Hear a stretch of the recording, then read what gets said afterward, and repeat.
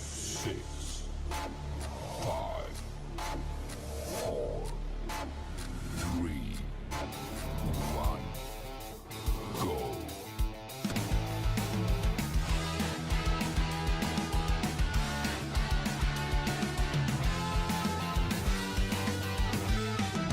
Your number one show for everything guitar. Hello, everybody. Hello, Perfecto De Castro. Welcome to the These show. fans. It's great to Yeah, be here. we've got a super chat already. So Michiel is straight in there because that's the kind of guy he is. Welcome to all the people in audio land as well. Welcome to Sarang, to Buzzle, to Michael, everybody that's live with us. Because he's not Dan, he's Perfecto. And if you're listening, then Dan sounds a little bit different. Dan will be here, but he's. Do you know where he is, Perfecto? Did I tell you?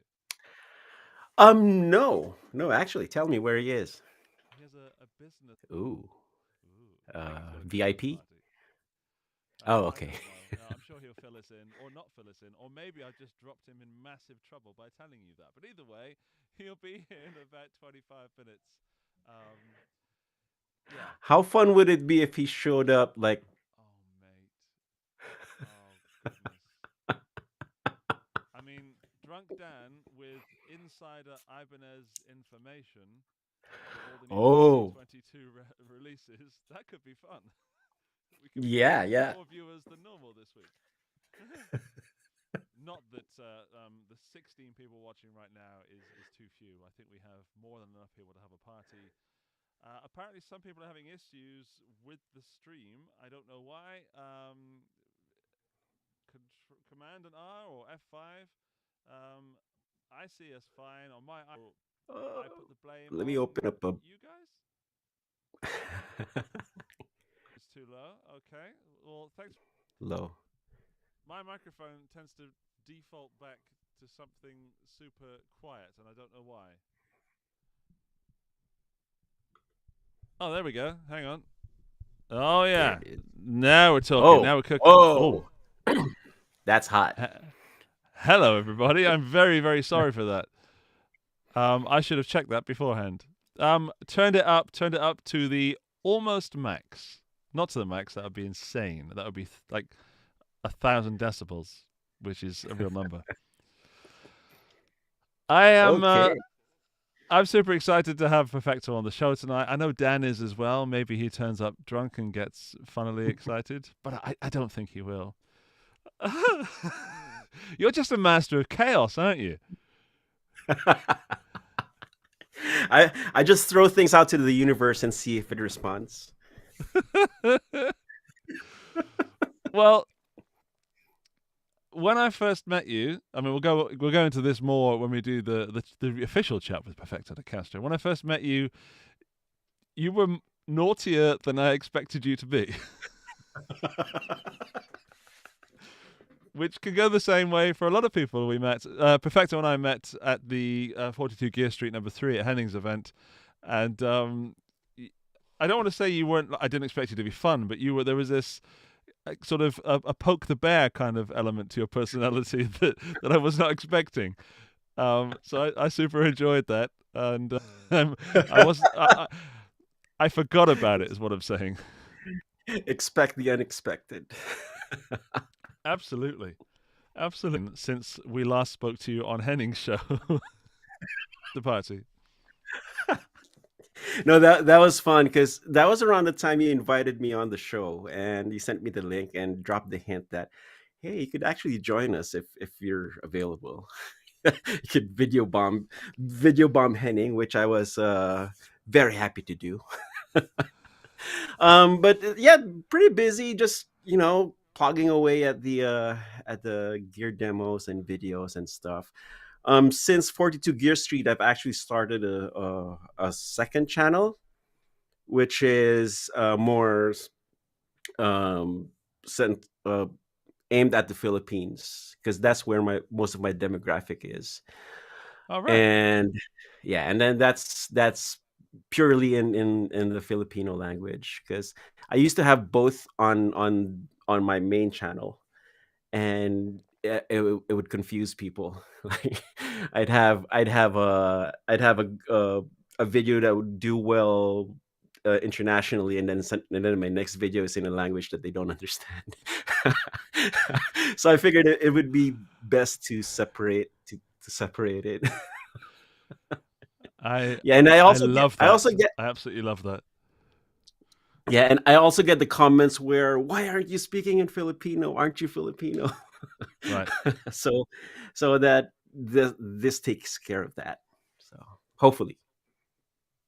Okay, well, I'm glad that you're well. I'm glad that I didn't know that you've opened the second channel, but why would I? I don't speak Filipino, which I know is not the name of the language. What's the really fun name for the language? Tagalog. Yeah, I won't pretend that I can say that, but it's I love it when you speak that because it's so alien to me that it sounds so interesting, and I want to focus. So in fact, hang on, what am I talking about? I need to sub to your new channel because then I can get it all in video form on a daily or weekly basis. Oh, there you go. I mean, I have a podcast there where, well, it's now it's a podcast, but it started out as a video interview series, and I've just randomly Zoom call my old colleagues there in the Philippines just because during the pandemic there's nothing else to do, and I Right. recorded and I put it out there, and apparently people are interested because we talk about stuff that isn't like common knowledge, like because usually when they get interviewed, it's the usual, how did the band meet, where did you guys meet, and all that. But we actually talk about, behind the scenes stuff, what happened, and all the goings on, that people. So they've been enjoying that. And is this on your Filipino channel? Yes, this is on the Okay. Filipino channel. I wonder if one of our moderators would be so kind as to find that channel and to stick it in the chat, or maybe you could do it yourself, Perfecto, and people could flock to your new channel and help you grow it. Okay, let me do that right now. I'm sure Dan would like to know about that, so we'll talk about it again a little bit later. But I just want to check that everybody watching right now is okay, because there seems to be some severe issues with YouTube and people complaining that they can't hear or see us. Oh, really? Yeah. Fergie in France is getting every 7th or 8th word from Perfecto. Oh. I mean, those are the best words, if anything. You don't know what to say because it is now buffering for me. YouTube was misbehaving. Perfecto, I'm mainly talking to you and the people who are listening to the audio. I think the people are right now live. Oh no. We are going, but it's YouTube is dropping. For you guys watching live right now, I'm very, very sorry. However, Charlie Cooper from Orange Amplification is saying that it's working well on Facebook. So hello to the people on Facebook, which is, I don't know how to be polite about this. Means it's not my fault, which it sometimes is. Okay, let me get the. Send people there. That's just they just No. I'm just sharing it on Facebook. I'm putting it right. under the link that I'm putting it under the link that I posted. Doing your due diligence. Let me take that back. Due diligence. I couldn't decide if I was American or British then, and I ended up ruining it all. Is I rewound a few seconds and then went forward. And that is the end of our technical support section here at the Guitar Stories Podcast. Oh, so I'm now the comedian who used to pretend his microphone was faulty. Do you remember who that is? I do remember him, but he was amazing and he was very talented. Who would and then talk, but and then the back would come off and. See, I don't even need to make an effort. No. YouTube does it for me. I will just ask the people in the chat that is it me? Is it just Perfecto? Is it both of us? Let us know and we will fix it because it might mean kicking Perfecto right out and then kicking it back in again. Oh, Poo Ninja just says it seems okay now. Good. As long as it's okay for Poo on the Moon, I don't mind. Sarang, thank you for sharing Perfecto's stuff. We've got some gear stuff. We've got some news. There's some big news, but I want to wait for the news until Dan gets here because I'm sure Dan has a big thing to talk about. One thing I do want to talk about is the Orange stuff that's happening this week. Orange amplification. Not this week, this month, I should say. I'm just bringing up the chat that I had with Charlie Cooper, who's watching right now, so he's also here for support should I fluff it up. People listening, Mr. Perfecto, are you aware of the Wish campaign that Orange are doing, where you can wish for No. stuff? Oh, It is really? Tell me super more. cool. It's super cool. Basically, Orange Amplification, they do amps, they do pedals, they do guitars, they do merchandise. I've got some T-shirts. You know, they do headphones. They do basically loads of guitar stuff. Cables as well. They probably do. Charlie, correct me if I'm wrong. But what I wanted to promote is their Christmas campaign where you can write to them and make a wish. And then they're giving away gear. It's called Wish Granted 2021. And they're giving away gear every day from, I think it's been going 4 days now, or a certain number of days. But it depends on when you're listening to this. But if I can do that, there we go. What's your wish? orangeamps.com, Wish Granted 2021. You can enter now by going to the website. That's orangeamps.com. And they're giving away, here it says, amps, combos, cabs, headphones, and more. This year they're giving away 8 prizes per day every day. 1 grand prize and 7 runner-up prizes for 12 days starting the 12th of December until the 23rd. And Orange, nor Charlie, nor anybody asked me to do this. I just wanted to sort of reach out to the Guitar Geek and Guitar Stories people to say, write the correct things and you could get some free Orange stuff. Nice. That's huge. Yeah. 8 per day.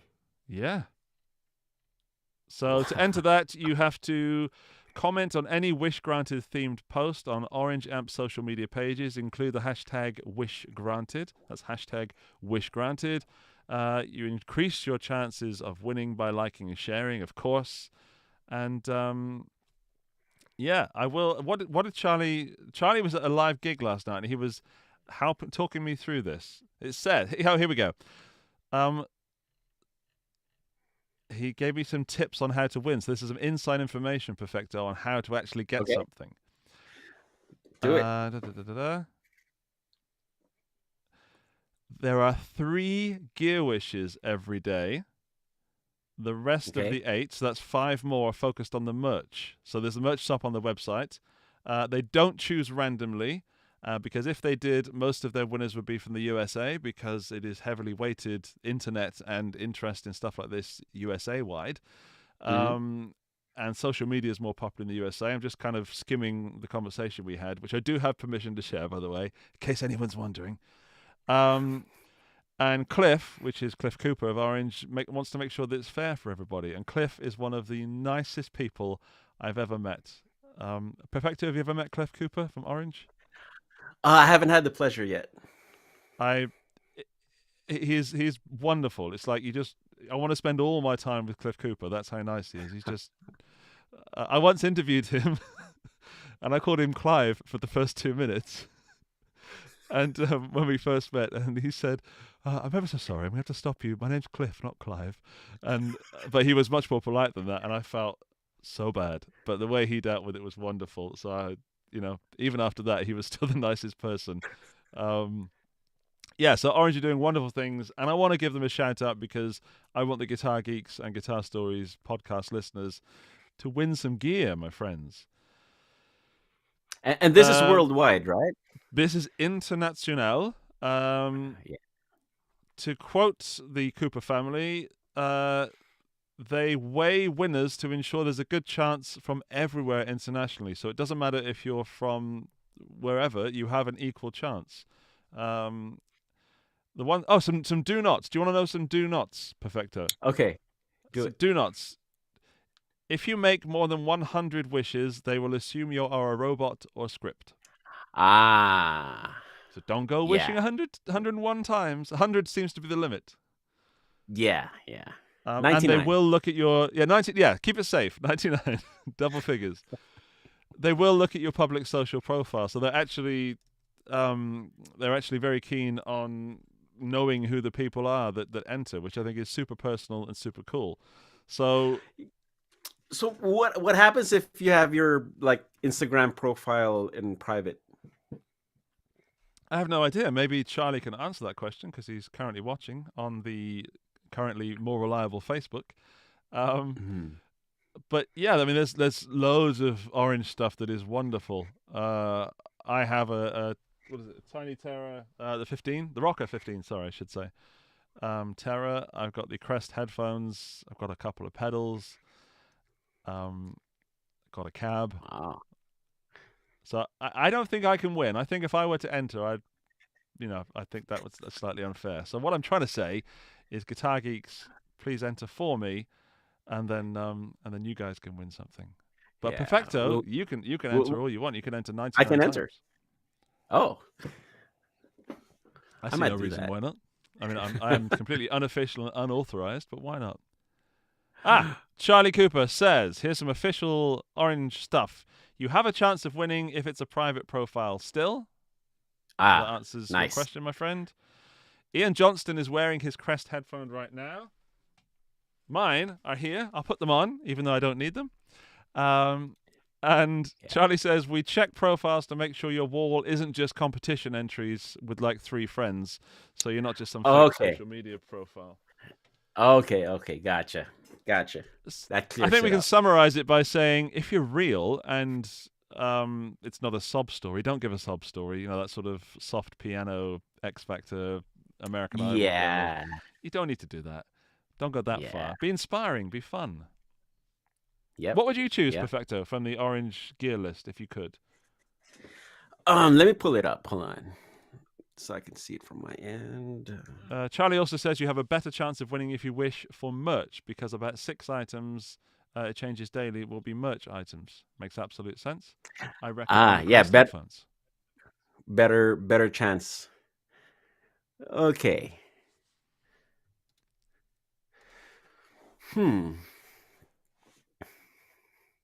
Well, of course, I'd go for the amp. I'd wish for. Of course. I wish for an amp. Headphones would be cool too. I mean, I already have the orange embroidery, so might as well complete the whole look. You know. What else is in here? I was going to wear my Perfecto T-shirt tonight to honor you, but my son found it and he's been wearing it around the house all day. So I'm afraid. Send me a photo. I will. I absolutely will. But he looks awesome because it just reaches the ground, because he's obviously not as big as I am yet. Oh, that's cute. Although the purple Glenn Hughes bass amp looks really nice too. Yeah. I don't have a bass amp. Yeah. Buzzle, I don't think that vintage orange amps are included in the giveaway. I think it's got to be something fairly new. Poo Ninja would like a rocker verb and a pair of Terra stamps. Yeah, wet dry wet rig would be awesome. And nice. That's about all the free promo that Orange is getting tonight. Maybe I'll mention it later. We don't know. Man, we might circle. We might circle back. Yeah, there's a high chance. I do love Charlie and Orange, so why not? I'm saving the news till later. Let's do some gear picks. If I didn't make a pick sting for Perfecto because I was being a dad, and I'm sorry. I made one for Nicole Milik. Understandable. And I didn't make one for you, so we'll do mine. I can do. Well, what do you need? What do you need? I have no idea. Just. Message from Dan. He's joining in 15 minutes. 15 minutes. Dan time is T-minus 15. Unless, of course, you're listening later. Just fast forward this rubbish and get to Dan's part. He's the star of the show. How much alcohol has he had? I'm not gonna reply. I'm gonna keep it a mystery. Okay. Okay. So what do you need for the music thing? Just a. Yes, that's what we need. Okay. Do you want to do your pick first, or should we go? Let's do your pick first. We'll do my pick first. Okay, then we do my little theme tune. Here we go.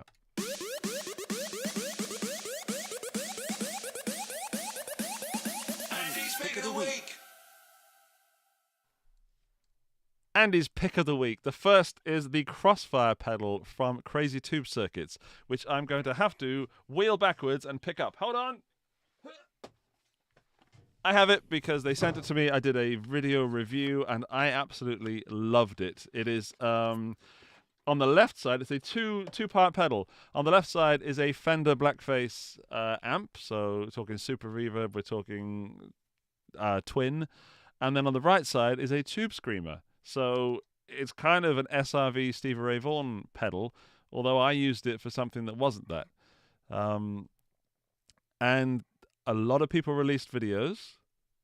This is where Perfecto says, go on, you can say it. You can get some promotion in here. Did you release a video for the Crossfire pedal, Perfecto? No, I did not. What? They didn't send you one? They should definitely send you one next time. No, I did not. So I just scrolled through my YouTube feed watching you and Henning and every other guitar player demo this.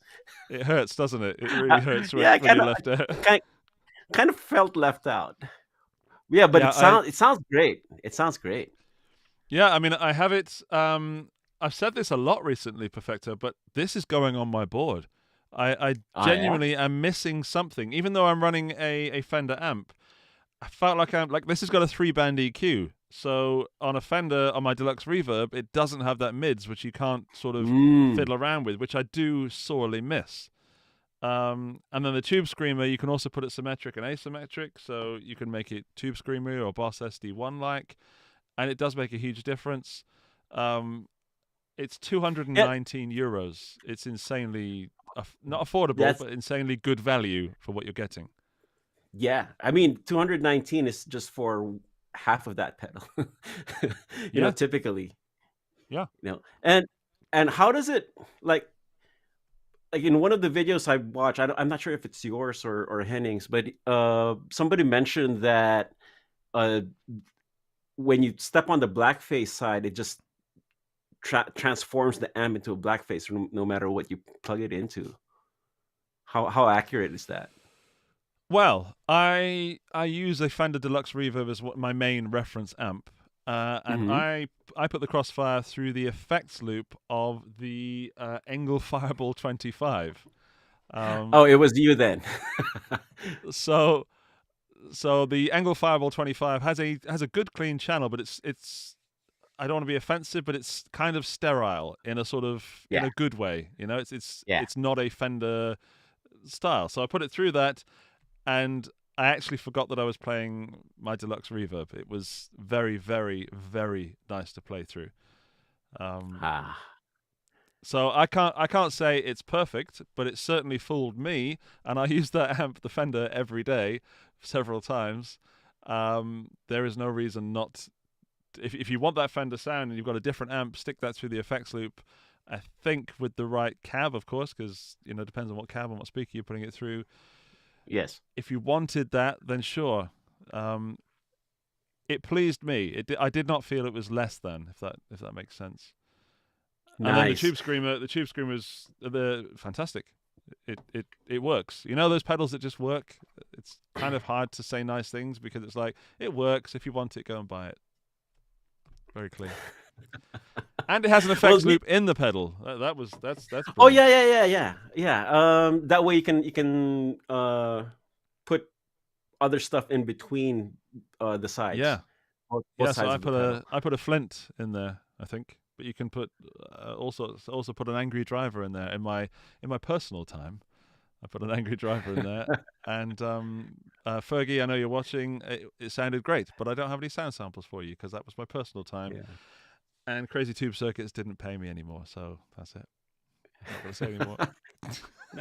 Now, did you know that Stevie Ray's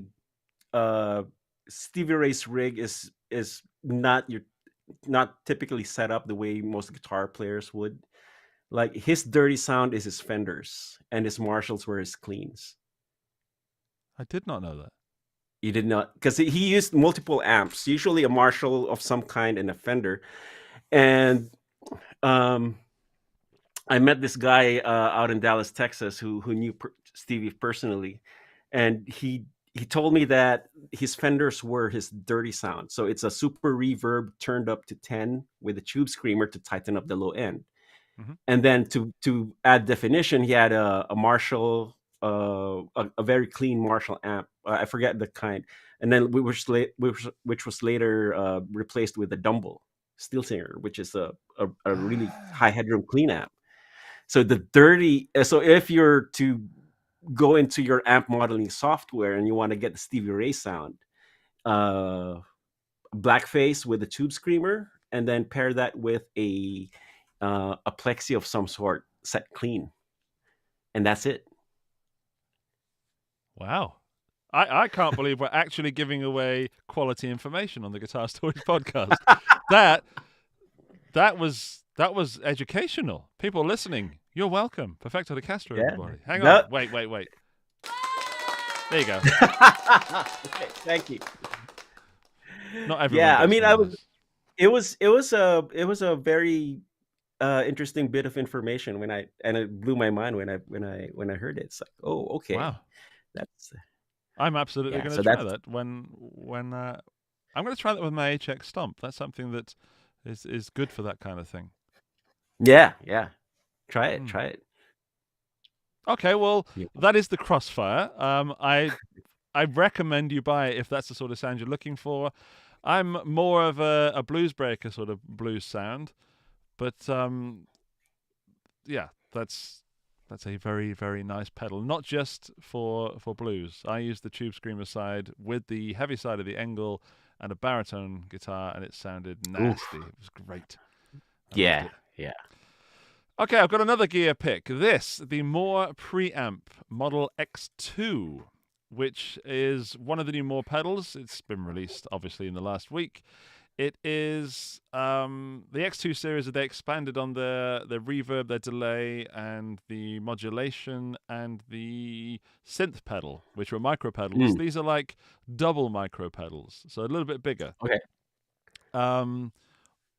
Almost as big as a standard size pedal, shall we say? Or I can't say almost as big. Almost the same dimensions, because I think it's actually bigger than a regular pedal. The Moore Preamp Live. This is a long pedal with lots of buttons on it, lots of preamps on it. Then Moore also do the little tiny micro pedals, which are the preamps, and the Preamp X2 is in between those two, I guess, but it's got lots and lots of settings. So if I can get to another picture, where is it? That's the front. On the side of the pedal, if you can see this, if you're watching, you can see there are 14 numbers, so 2 banks of 7, and you've got lots of different preamp styles in there. So it's probably hard to see, but I can see Jazz 120, I can see Mr. Smith. I'm not sure what that would be. A Plexi, a J800. So all the greatest hits, I would say, of preamps that you need. And then you've got 2 channels. So you've got actually 2 preamps available at all times with, 3-band EQ, gain and level. Presets Nice. as well. And can you load your own? Because they can capture. More has the capture technology. Can you load your own captures in there too? Thanks, man. Thanks for putting me on the spot there. I'm sorry. No, because I have a demo of the preamp live, so I was wondering if that technology. I know that crossed you over. can. I know that you can use the editing software to tweak stuff and then upload them back to the pedal. It's got USB-C. Okay. Very, very modern. You can also upload your own IRs. I know that. I don't know if you can capture stuff like on the Preamp Live. Okay, cool. But I have the Preamp Live also, so I will be testing that and comparing it. But yeah, I would doubt it, but I don't know. I do know that I have one coming in the next couple of weeks, so I will find out. But I think the Moore preamps are so cool, and that's a great addition to any rig. especially. Mhm. In fact, let's put that with the Crossfire, and then you've got even more versatility. There you go. Oh. Yeah, and run them in parallel. Ah. Yeah, then you can get Stevie Ray's. So run a clean Marshall on the Moore, and then run the Crossfire totally dirty, and Yeah. it'll work. Sorry, Dan's pinging in my ear. Dan's sending me messages. He's asking for a link. There he is. He's joining. But before he joins, oh no, let's wait for him to join. We get onto Perfecto's gear picks. There's going to be some technical difficulties when Dan joins, of course, because that's the Guitar Stories way. It will be no different. Yeah, so those are my 2 gear picks. Don't forget, we're going to do buy, borrow, or burn. Perfecto is going to have 2. Dan will have 2, so there'll be 6 gear picks tonight. Dan is there, but not there. I can see the background. He's called. Do you want to see the Dan, but not Dan? Hang on. Okay. He's not there. Oh, he's not there. He's not there. I wonder what he's doing. He's still not there. I'm going to assign him as a guest. There we go. So, Perfecto, would you like to start yours? Yeah, let's do it. You have to do your little lick to give us the sting. Okay. Hello. Okay, right now. Hello. Oh, Hello. there he is. Hello. Hello. Oh, Dan's here. Hang on. Hey. Dan, I'm going to copy. Sorry, Dan. Perfecto was about to do his little sting then. Oh, I'm sorry. No, No you worries. just interrupted a professional musician. It's fine. There There he is. It's Dan, everybody. Hey! Hello. Finally, I made it to the show, and I'm so impressed, Perfecto. Kudos. I think we have that's episode 57, 58. 58. I think Perfecto dropped as much knowledge as we dropped throughout the last 57 episodes. So 100%. 100%. Kudos. Great stuff. Dan, may I say you have a very, very nice outfit tonight. You're looking very smart. Yeah. Thank you. Yeah. Thank you. Dapper. Dapper, yeah. Thanks. Question. Have Yeah. you been partaking in any alcoholic drinks this evening? No, of course, because I had to drive back. Sorry, Perfecto. Sorry. Okay. He's sober. Yeah. We were kind of Did you, hoping that you'd be. I'm glad, but also let down. Yeah. I'm sorry. Yeah, no. I try to avoid drinking whenever I have to drive, but I brought some iced tea. Ice. Oh, Forbro! Mango. Okay. Dan was just holding up a Forbro mango iced tea, which you probably don't know this because why would you? But that was kind of the unofficial drink of the 42 Gear Street Part 3 Bros. There you go. Which was There you go. flawless. Yep. Yes. They sell it in my local supermarket here in Austria. Didn't you say that you can get it where you're from, Perfecto? But it's insanely expensive. I saw it on eBay, and for some reason it's like $80. So I'm not sure if that's for a case or for one. So, Whoa.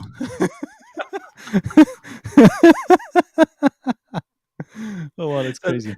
there went that idea. Dan, before Oh, you wow. joined, we had some awful technical issues with YouTube. Facebook was running fine. YouTube was terrible. But for some reason, now you've joined. Perfecto is crystal wow, clear also. I'm clear. Yeah. You look sharp. Wow. Oh, we just Yeah. needed Dan. So We just need, There you again, go. yeah, the missing. I'm like the missing social glue. link. Yeah. The missing link. Not. No, I'm not going to go there. Isn't that a movie? Yeah, that's a movie I need to watch with my kids. My kids watched Shrek 2 for the first time today. I got to experience my kids experience Shrek 2 for the first time. How was Amazing it? fun. Oh, they loved it. My son loves how naughty it is. My daughter loves the princess element. And yeah, it was brilliant. Just watching them. Like Shrek 2 for me is better than Shrek 1. Fight me, but it is. And the soundtrack is phenomenal.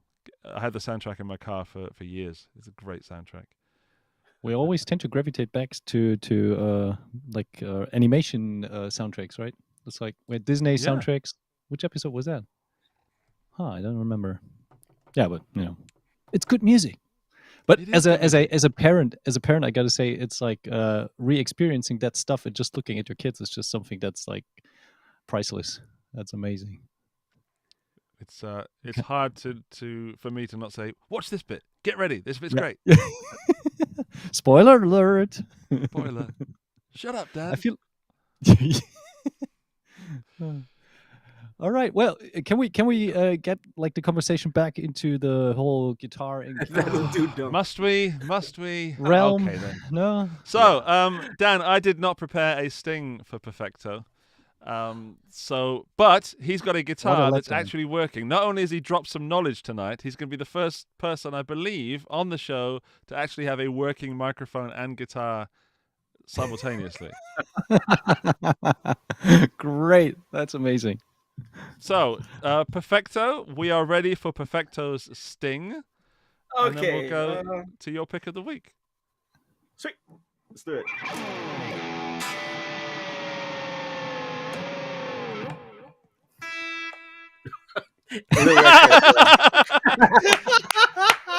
Oh, I love it. Perfect. Dan's That was disappeared for a perfect. second. Hang on, Dan, we can't hear you. You've disappeared while I do that. There we go. Oh, there. I love it. Oh, Eddie's jumping over Dan. I love it. Perfect. So, I Perfecto, love over that to you, pick. my friend. Okay, so this is the Eddie Van Halen Funko Pop, official Eddie Van Halen Funko Pop.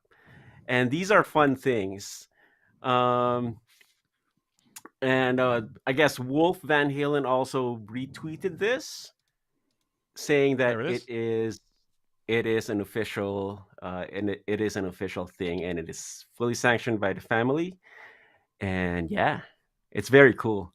And they caught him at his probably this is the happiest post I always see him in, when he's jumping and smiling and just doing the Eddie Van Halen thing. It's great. That's right. Most For me, that is Eddie Van Halen. I know I'm not Yeah. the greatest EVH fan, but when I conjure up an image of him, he looks like that. And that's probably one of the first Funko Pops that are guitar related that I really think I need. And I don't know Yeah. why. Maybe it's because it's so fun and it really reminds me of how fun it is to play guitar. Yes, definitely. However, we have a complaint, Perfecto. We have a complaint Okay. to the management. Sarang is unhappy that the guitar is not vintage correct. Burn. Oh, come on. Is it not? I have no idea. I'm too busy looking. I didn't look past his smiling face, if I'm honest. Yeah. Oh, you know, Sarang, like, what's the matter? That's perfect. I think it's the headstock. Yeah, but Yeah, because the headstock is painted, and Frankie isn't painted. no licensing issues. Do you think? Most likely, because Yeah, then, well, I don't know, because it's an EVH product, so licensing should be Oh, true. taken care of. Sarang was just joking, everybody. He has now confirmed that, or he's backtracking desperately. Sorry, Sarang. Sorry for dropping you in there. I love that Perfecto. I love it. Yeah. Do you know how much it's going to cost? Oh, listing for $12, and it will be released in January of 2022. Mhm. That's a So no-brainer. I wonder how quickly this will sell out. Well, the first batch anyway, because Sure. they shouldn't stop. They shouldn't stop making this.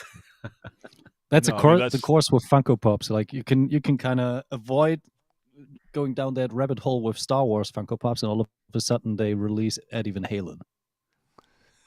Ah, Yeah. It's just- yeah.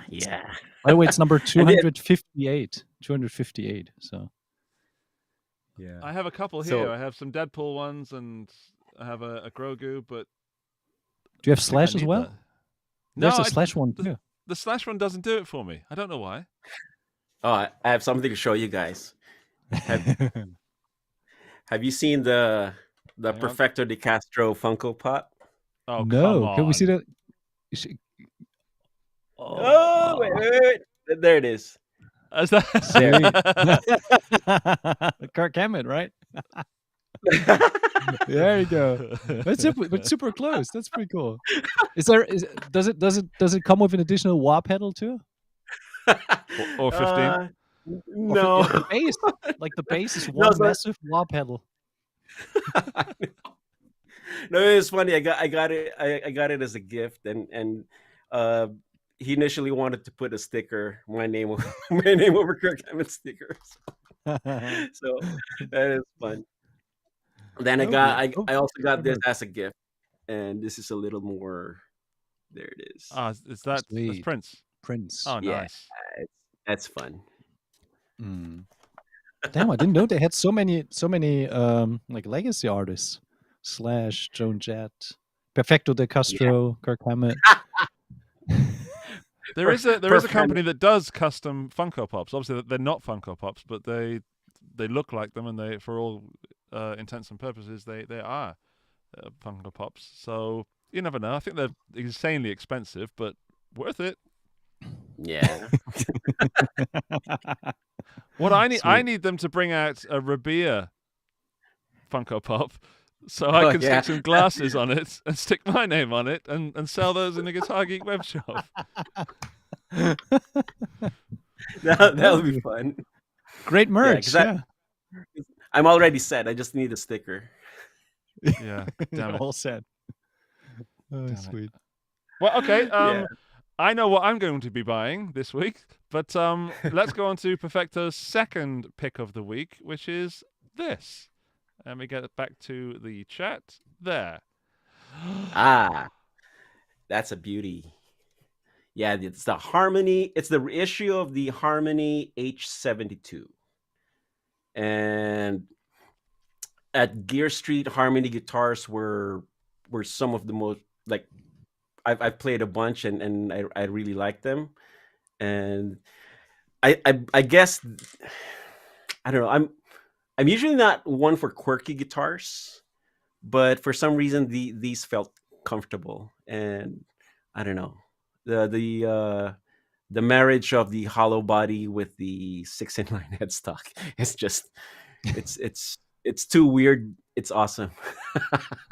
Yeah. And let's see what else is on here. Mustache gold foil mini humbuckers wired to individual volume and tone controls with a 3-way switch on the lower cutaway. I've heard a couple of the clips, and it sounds pretty good. And if it feels like the other Harmony guitars that I've played, this is going to be a very good option, I would say. What's Yeah, the price Look tag at on the that one? price. The price is, I don't know if I can saw find- $699. Yeah, there you go. All So right. it's made in Okay. Korea. Only comes in finished in cherry, and it's $6.99. Yeah, but and I did mention that I was at the Harmony headquarters a couple of weeks back. They didn't show me this, so it was kept under wraps. So and then they finally released it, but it's very All cool. right. I'm I- receiving I- some strong Hexstrom and Taylor T5 vibes from it. Yeah. Yeah. And there's obviously what else? the 335 element, but it's kind of a cooler 335 that's a bit clunkier as well. So Mhm. it's got an Yeah. arch top, looks like a rosewood bridge. So it's odd. I love these Harmony things. They're kind of quirky. I don't want to say. I was going to say Teisco. Like Teisco were not as well made as what I believe the Harmony stuff was made as, but it certainly brings that to mind. And Mhm. this just looks like a kind of cooler 335. Is that fair to say? Yeah. I like the F holes too. I mean, it's Yeah. it's unassuming. I think that's a lot what reminded me of the T5 of the Taylor electric that they Oh. had. I think The F holds, they Yeah, were pretty similar to those. yeah, almost like cat eyes. Yeah. Oh yeah, you're right. Yeah. Or some sort Well, of koi that you can see from above. oh, there. Okay, I can see that. True. I can Yeah. see that. The only thing I'm not too crazy about is the selector switch. I don't think it needs that piece of plastic over there. Oh, hard disagree. Oh yeah, you like that? I dig it. I dig it. What I don't dig, and Charlie Cooper's just brought this up, is he wants to make the pick guard match the cream binding. So you've got that white pick guard and this diamond Mm. shape you're talking about. That looks not like an oversight, but it looks like it would look better with a more vintage, creamy whiteness. Yeah, but it also adds to the how do I say this? Because it it also adds to the quirkiness because Yeah. you know that it's not uh what theme correct, Yes. but it makes it stand out. You know, so but yeah, I think for me the pickup selector switch maybe something not diamond shaped, something that curvier like the Mhm. rest of the appointments. You know. It contradicts the F holds quite stark, right? Yeah, yeah. That's why I like it, because again, for your reason, it adds to the quirkiness. Yeah. Yeah. I Yeah, think if no, I was I get. designing this guitar, I would never have added that as a designer if I was so lucky to be one. But I like that. I like that. It looks like they looked through a drawer of parts and went, "We need something. Oh, that'll do. Stick that on there." And Some leftovers that's from the Or 60s. Come on. yeah, or it got the other train of thought too is that people would take off the pick guard anyway. mm. So, Hmm. you know, Does it come pre-assembled, or I mean, do you already have some holes drilled in there, or do you have to drill them it's yourself? it looks like pre-assembled. I Damn. mean, Yeah. yeah. I hate So if companies kind of take that decision away from you.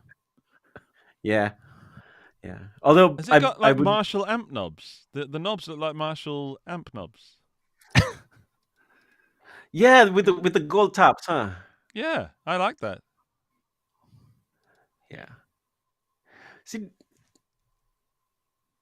okay. Yes. So in the photo that you have, the tailpiece looks chrome, but it's actually gold as well. So it's probably just the light. Oh, but it looks chrome in both pictures that I have. Oh, really? Hmm. At least for Okay. me, I'm seeing it as chrome to matching the pickups.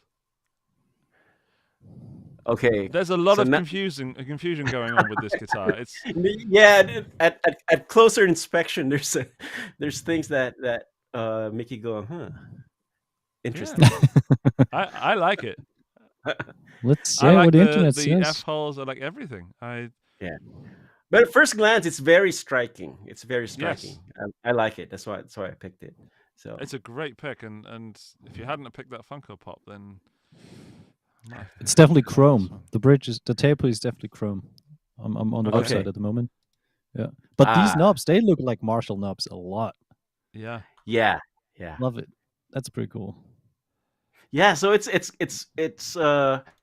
it's giving off that project guitar kind of vibe too. It's like you know, just put something together from all your spare parts, yes, and you know that's it's very cool.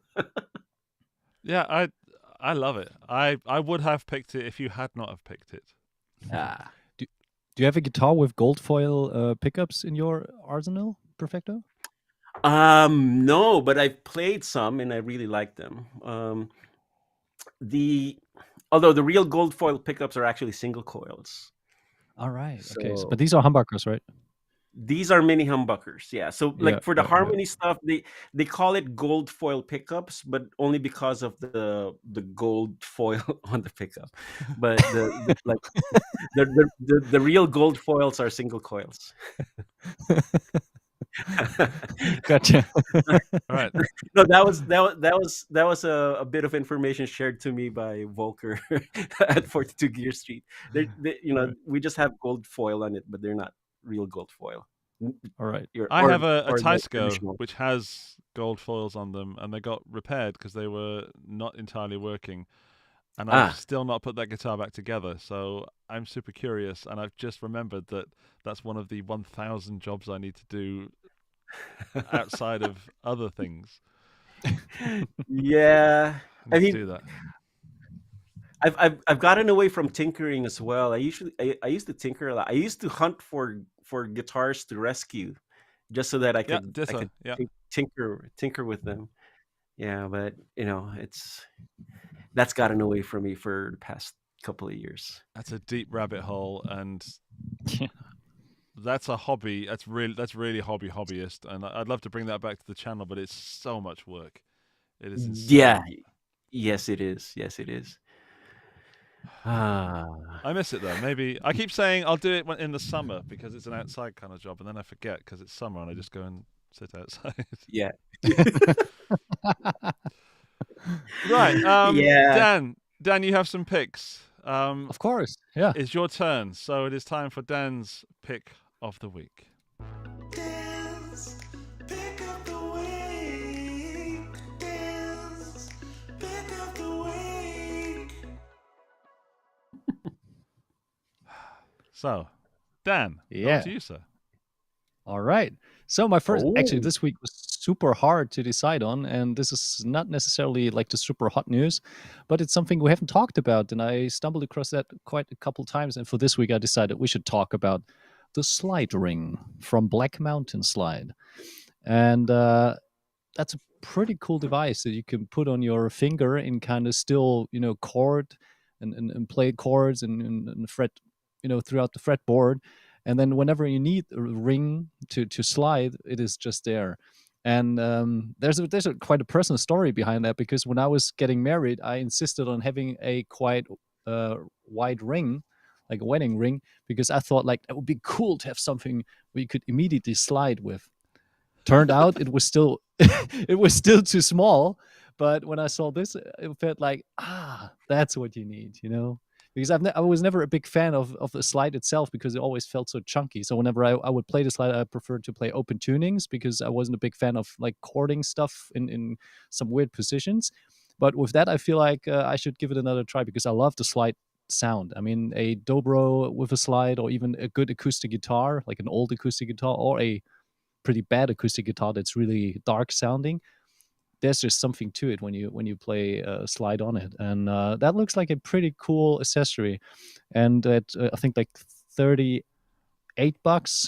like 40-ish bucks, it Okay. looks expensive, but if it works how it's supposed to work and how the videos suggest, it's pretty cool. I think RJ Ronquillo did already do a demo video on that. Yeah. So yeah. that's We have very a interesting. video that you sent me a video, Dan. Should we play it? Yeah, of course. Okay. Slide ring, that catchy video.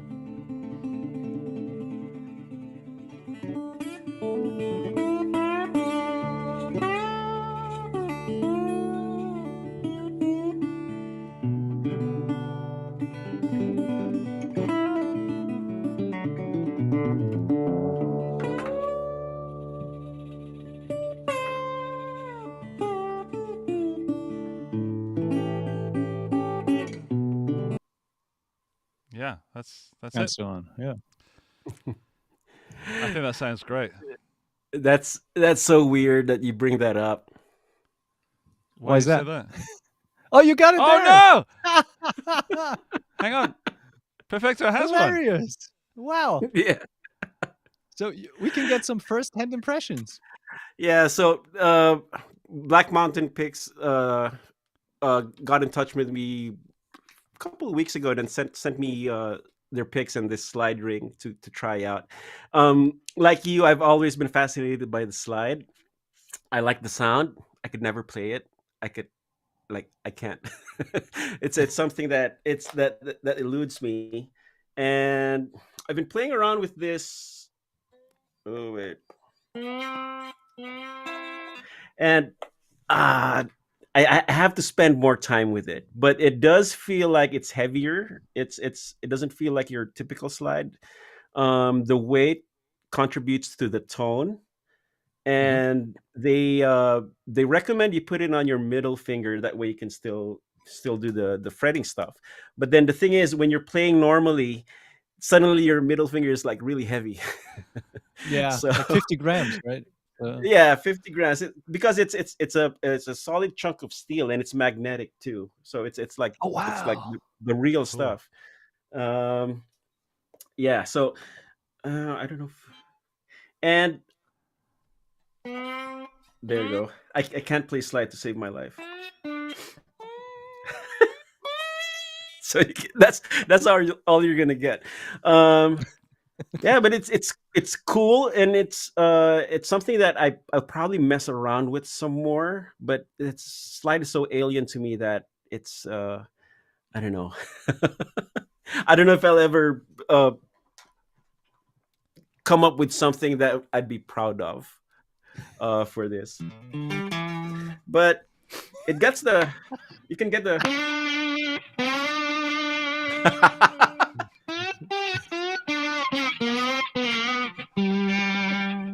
yeah. So slide players are probably screaming at their screens right now and saying, "God, take that off."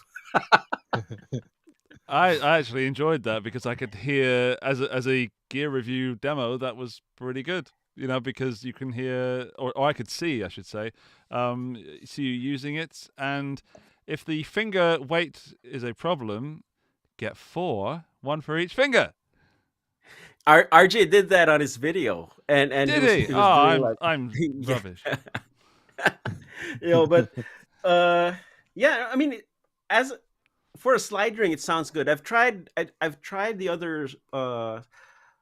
There's another slide ring that has a bar attached to it, and you pull it down, and that turn that you can use that as a slide, but that doesn't have the weight of Mhm. this thing, and the weight is very important as far as the tone goes, Right. because like here, uh, see that's a really nice round tone, even if I'm not doing anything, right?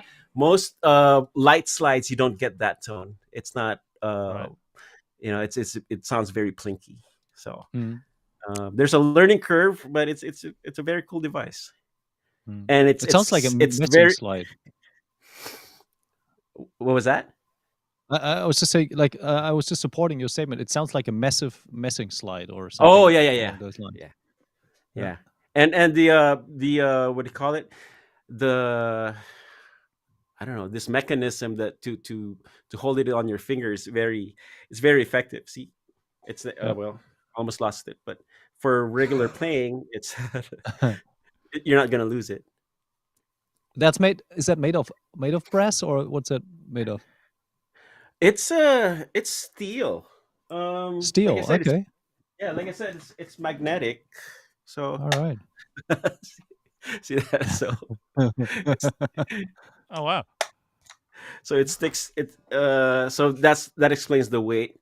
And the weight is back here as well. So this trans the weight just transferred to the playing side. Yeah. So I you're mean, clearly Interesting. going to be making a video for that, but on first glance, is it worth the $40? Do you think? um, just for the materials alone, I think it's worth $40. I mean, because this feels like really solid quality. I mean, Uh-huh. Right. it's got the quality weight. You feel it. You hold it in your hand, and it feels like it's worth $40. And with the ingenious idea of this little clip here, that's worth the price of admission. Yeah. Plus, I mean, Uh, if you consider what a brass slide costs, like if we talk about sure. a massive slide, it's $25 to $30 anyways. Yeah. Yeah. know. Yeah. Yeah. And plus the boutique slides that are this heavy, they Sure. they, Over the they top. probably Yeah. cost more. Yeah. Yep. Yeah. Artie Smudge was Sweet. asking if we've ever tried a ceramic slide. I haven't. Dan, Perfecto? Yeah, I did. Yeah. I haven't tried a ceramic slide. I'm partial to glass. Yeah, The I would. yeah. I'm with you. I'm with you. Tried both. I- Always tended to gravitate towards glass. Just felt most Yeah. natural, and then brass, but never ceramic. It just felt kind of, I don't know, wrong. I only I do guess- the slide stuff with a beer bottle just when there's I'm the annoying guy at the party when there's nobody else that plays a guitar. I'm like, okay, watch this. And people go, oh my God, I've never seen that before. I know, I invented it. I'm amazing. Yeah, but probably in the context of like regular playing.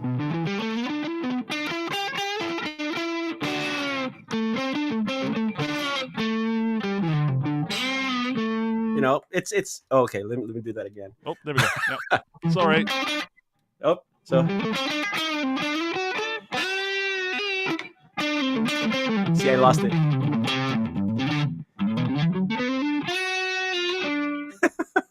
So, I mean, you can come up with some cool stuff with this, and there are, I guess, a really good slide ring player is actually a shredder. I forget his name, Brett Garced. So he has rings for each finger, so he can go from shred to like slidey stuff, and then whatever. Wow. Well, Wonderwall with a beer bottle. Sarang just asked if I'd play Wonderwall with a beer bottle. Yes. Yes. Not I want to well, hear but that. yes. I'll have to. You'll have to come to a party with me then, in that case, and pretend that you don't play guitar. Yeah, I think that could be. I know there's all these lists at the moment, but that could be one of the perfect gift for guitar players. Mm-hmm. There's tens of thousands of lists of them at the moment because it's Christmas, but around $40, I think that's present worthy and something that someone may not buy themselves because they say I don't play slide. But Would you propose to a guitar player with this? That's cool. That would be cool. I don't know where this conversation's going, but I'm sorely tempted. I can't believe that RJ got 4 and I didn't get any. That's not right. And he got a crossfire. What's going on? I know, dude. He's never been on a Guitar Stories podcast. It's like nothing, RJ's though. worth the both of RJ's worth the both of us. Yeah. Okay, well, RJ, you're always welcome on the show. And actually, RJ wrote me the other day to say, I just bought something with your affiliate link. That's sweet. That's sweet. I won't say what it is because they don't deserve the promotion. But thanks, RJ. Speaking of your of Guitar Geek stuff, I ordered a shirt for me to wear today, and it's not come in yet. It was supposed to come in yesterday, but for some reason it didn't arrive. Yeah, so I'll just send you a photo. Yeah. That would have been such a nice starting point to make that a tradition. So to get Andy's merch game going even stronger than it is. To be on the show, you have to wear a T-shirt. Yeah, it's like a buy-in as a band, you know. My big plan was to do a jacket strip tease and Andy the Guitar Geek. Well, you are wearing some kind of hoodie. You can still do the strip tease, and I can put the rest of my imagination. Let's go back to the slide a moment, because Charlie says that it looks like a perfect product for the gig, the party, and the bar fight. So yes. Oh yeah. Oh, you could do some damage with those. Yeah. Well, you have to put it on your pinky for it to be on the business end.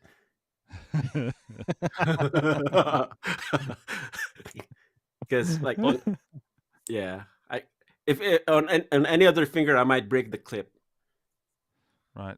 I wonder are they big enough? Like, because I have pretty thick fingers. Are they big enough for monkey hands? Yeah. I tell you what, I'll just get them to send me one or 4. I guess, yeah. I'm going to put them on my toes. I'm going to walk around with them and slide across the floor. Yeah, because you're only supposed to wear it until the middle joint of the finger. Yeah. So Right, it should okay. be. It should fit. This should fit anyone. Yeah. And Okay. it's got the. Depends It's where got you a put clever it. tip too. So. I did. Sorry, guys. I can't believe you thought of For- that, Dan. That's disgusting. for strengthening. Hey, I just have large hands. Oh goodness. Do you have another pick of the week, Dan? If you there's some raffle on there. I didn't know. Yeah, I have. Oh If yeah, you, the code. what's that all about? What can I win? Oh, there's an app. Sorry, Dan's pointed to his 4Bro. There's an app you can get bro points, and you can get basically nothing. Yeah, I looked at Okay. it, and let's put it this way, if Perfecto, if you wanted to enter this raffle kind of thing, you'd have to sell all of your body to afford the ability to just get like a T-shirt in points. Oh, I can get a T-shirt. Yeah, Great. or a cap or whatever the kids wear these days, but I don't know, one of those rings. You sound like an old angry man. What the I was kids annoyed. wearing I was annoyed that it made me download an app, and then I realized I'd have to lose all my teeth to the sugar in the drink to actually be able to get anything. Yeah. It's But not I worth still it. got it. That is potent stuff. I wanted to fly the plane after I drank a swig of that. Oh yeah, I remember that. You were like sleeping in the back of my bus, just like knocked out, and then suddenly you were like, "Come on, let's go!" And then you just those are the days. And then crashed so hard afterwards. Oh, I boy. went into a garage on the way to the airport, Dan, and I bought all of the 4Bro in the fridge. It was like 20 euros. And the lady behind the counter looked at me like, yeah, just take it. So I did. Let's move You're the on super pro. from the cock ring, please. What? Ah! Slide ring, sorry. Oh, I doubt that they are going to send you some. They might There's a not. happy-looking man. Yeah, super happy. Meet Mr. What was the cryptocurrency called? A mega dollar? Dollar mega. Dollar mega. Yeah. So I don't know how many dollar megas you have to have, but today's the day, and Gibson has announced a Dave Mustaine Flying V signature guitar, the EXP. And did you take a screenshot of the tease they did throughout the last couple days? No, hell no. Hell no. Okay, sorry. But didn't That you was- send it to me? Didn't you send it to me? Therefore, I do have it on. Oh yeah, my please. WhatsApp Can, somewhere. can we take a look at that, because that was hilarious. So I was actually sending that to Andy yesterday, and I just wrote something for tomorrow, and his reply was the best reply of the day. That really made my day. So Oh. he had a super smart theory on that. Can you find it? Yeah, it's here. Let me just. There we go. There it is. Yeah. So I sent him this, and please look at the bottom. It says it shows you 3 images. 2 of them show the actual V guitar, and in the middle you see Dave Mustaine playing the guitar. Can you enlarge that a little bit? Make it bigger. And the first image says 12, the second 14, and the third says 21, which is obviously an indicator for the date. But Andy had an interesting theory. He said his new. Am I allowed to share that, Andy? By the way. You can't not share it now. Yeah, I know. So his theory was that these are the percentages of guitars that were not returned that day. You know that I'm on very good terms with Gibson, so I know. this has probably ruined our relationship now. How dare you? Yeah, it's bittersweet, because nowadays with the whole pandemic stuff, I think every major manufacturer is kind of facing issues with build quality and with parts, etc. But it still make me giggle. So thank you, Andy. Made my day. Yeah, well, it is what it is. I made the joke. I'm not ashamed. I wouldn't have shared it otherwise. So here's what Dan from Ibanez said about Gibson guitars. Yeah. One thing that I had, like, forget about the guitar for a moment, guys. That 12, 14, 21 just messes with my brain. It's totally wrong. Like my favorite way of doing dates is the Hungarian way, which would be the year, then the month, then the day. So that would be 21, 12, 14. Why is that your favorite? Because when you save it as a computer file, for example, it will always There you save it in the correct order. And it just makes sense. So you define the year, then you define the month, then you define the day. The English way, or British way, or whatever way, is the day, then the month, then the year. Is that also the same for Germany, right? Yes. Correct. Yep. But the American way is hang on, I can't even remember how the Americans. It's the Month. it's the month, then the year. day, then the year. Yeah. Sorry, USA, but that makes no sense. But so therefore, okay, so in American, this post makes sense. Right, got it. Right, that's why it's messing with my brain. Perfecto, does that make sense to you? Yes. Damn. No, because it's the numerical equivalent of the how you say a date. Because you don't say 12 December 21. December Or you don't- 14th, 21. 14. Yeah. December 14. But I would say the 14th of See, December 2021. Yeah, I'll smooth over the fact that you got that wrong.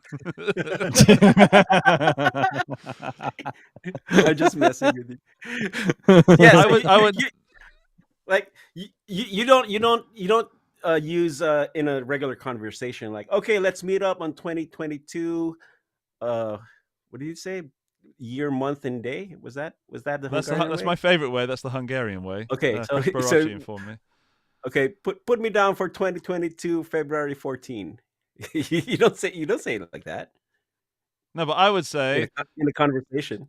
God, don't get this wrong, Andy.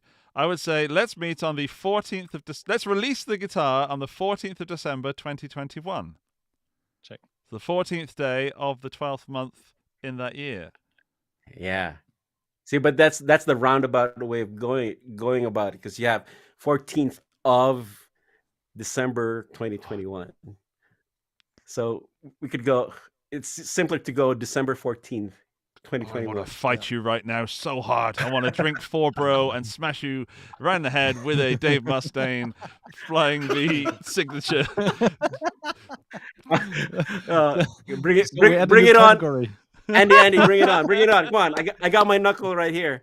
No! Ah! You win. So we got buy, borrow, burn, or fight. By or fight. Okay, so do you want to talk about the guitar then? Have you got any If there's info apart from any the time fact- left, of course. Sure, why Yeah. not? So I'm no V guy, but it was super interesting to see the whole build up when they announced that Dave Mustaine was joining Epiphone and Gibson, and now they're kind of releasing these guitars. The guitar itself, I don't know, it looks kind of interesting, but also a bit wacky.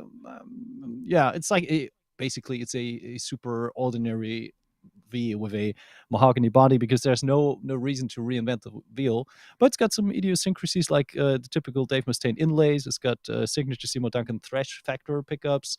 Yeah. What I find interesting is that these come with nitro finish, so I think that's rather Ah. rare. Yeah, and it's always a plus. So if you have a What's guitar going that on with kind the of finish- silver one, Dan? So there's the antique looking one, or natural finish probably, but what's the Yeah, silver yeah. thing? Silver. That's just like silver metallic. It's just like an ordinary finish. I dig that. So there's 2 finishes, yeah, right? Yeah. 2 finishes, yeah. So you get like the antique natural, how they call it, and then they have the silver metallic. Yeah. I mean, price wise, of course, we're talking about probably about custom shop price level, so around like 3.8K, almost $3,000. And the press release also stated that these are being produced in limited numbers as of now. So I'm pretty sure that they will release a Epiphone iteration pretty soon too. Yeah, that makes absolute Yeah. sense. Yeah, yeah. What are your thoughts on the Explorer headstock on the V shape? It looks a little bit wrong, right? I don't know. Yeah. I kind of like. I I kind of like it. I hope it doesn't contribute to a heavy neck dive, because that body shape is usually very prone to kind of dive a little bit. Oh, So- right. Ah. Right. So without a very wide strap, you can, those type of guitars can give you a hard time. But I, I would never was a fan of the banana kind of headstock style, but overall I think it's quite fitting. But who am I to criticize that? I mean, The Find only it Gibson I still own is the Bill Kelleher signature Explorer, which I searched for years and I will never part with unless things get really bad. But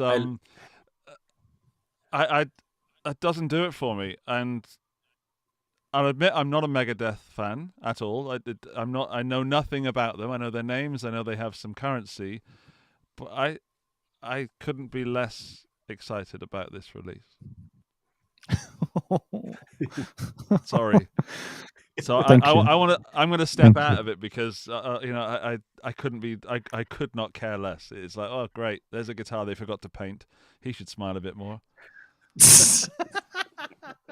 Sorry. Yeah, sorry. I mean, you're absolutely right. The Kelleher looked, I don't know, it was more fitting. It was an Explorer. It had that banana-shaped headstock. It was golden. It looked a little bit more special. That open, the golden axe. That stain finish. It's amazing. Golden axe. It's an amazing guitar. And that stain finish is just like, it's it looks like furniture basically. It is the same color as his hair, though. So there's that. So that go. might be the theme. That might be the theme. Yeah. I mean, maybe we figure like we focus more on the silver metallic because that's definitely a cool looking finish. And Gibson did a great job in taking pictures because the photography of that one is amazing. I really dig that. The lighting is very interesting. Nice. Yeah. I'd play the silver one. Yeah. I love it. So let me just also say I love Flying V's. I think they're insanely cool. I don't have one. I would like one. I like that they're futuristic, but also a very old guitar design. So I could get away with playing that in a blues band. But I love it. I love the Flying V, and I've always wanted to own one. This is one that I will not be picking up. Or maybe the silver one. The silver looks good. Silver looks really good. I like that.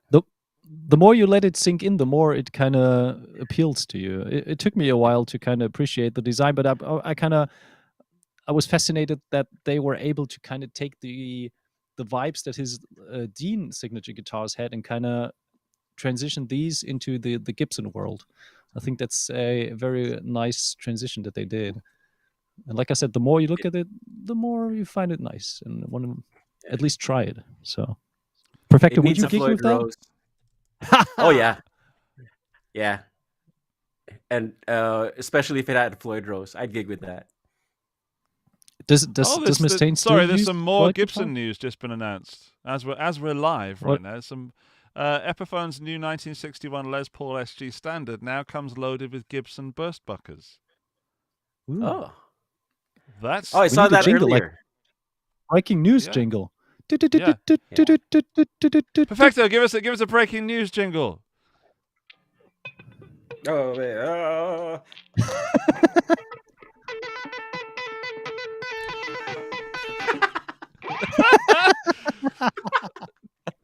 All right, we need that for the future releases, okay? This is better.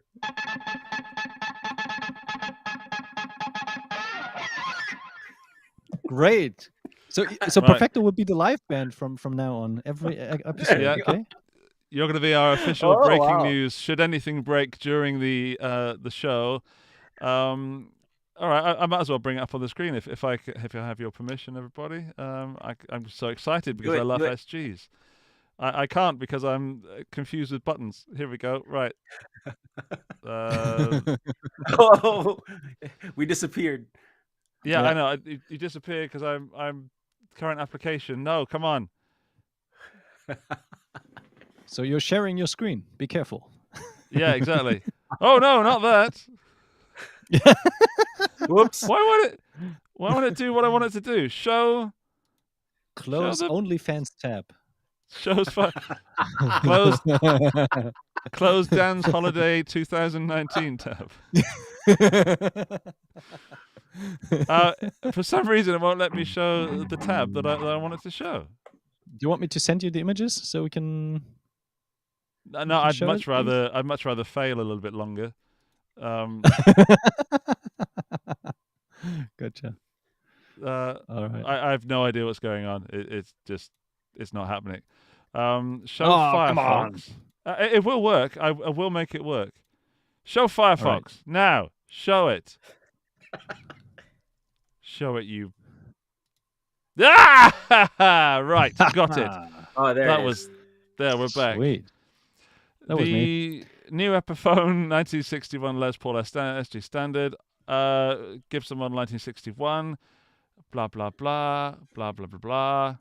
Age 60s cherry. Age classic white. Indian laurel fretboard. Slim taper C. Okay. One piece mahogany. 22 medium jumbo frets. A Gibson burst bucker and CTS pots with Mallory capacitors. Ooh, interesting. €829 at the Tolman shop. That's a lot of money.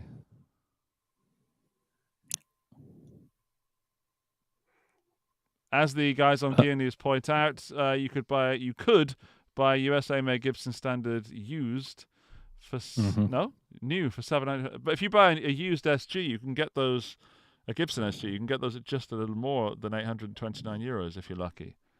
That seems a lot of money, but Epiphone seem to be doing those prices right now. Yeah. Just to make sure, we're talking about the 2-piece mahogany body and a 1-piece mahogany neck. What's giving me a hard time is the Indian laurel fretboard. I don't really think that's something that the like kind of historic guitar freak will appreciate. I think they would have appreciated to go with rosewood instead. That feels like a corner cut there. Yeah, definitely. Let's get it on the screen. Sorry, Dave Mustaine, with your smiley face. The looks he's not gonna itself come on the show, are is he? pretty cool. No, never ever. No, that looks great. I really enjoy that. Perfecto, what's your thoughts? I like SGs. I like SGs. Good. I play it.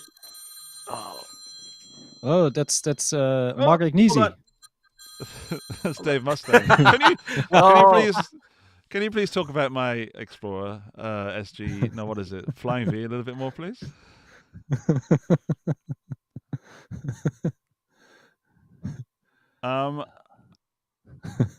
I love SGs. I don't know. I would probably rather buy an older Epiphone SG and stick some other pickups in it. For that money. Mm-hmm. I mean, if we hit up Reverb and check out what a 61 SG will cost us, Gibson 61 SG, so not an original. So a 61 SG reissue you get from $1,200 currently on Reverb.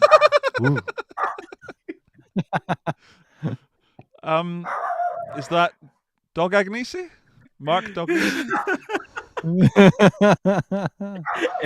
Everything is going off here. What's going on at your house, Perfecto? This is amazing. I'm not sure.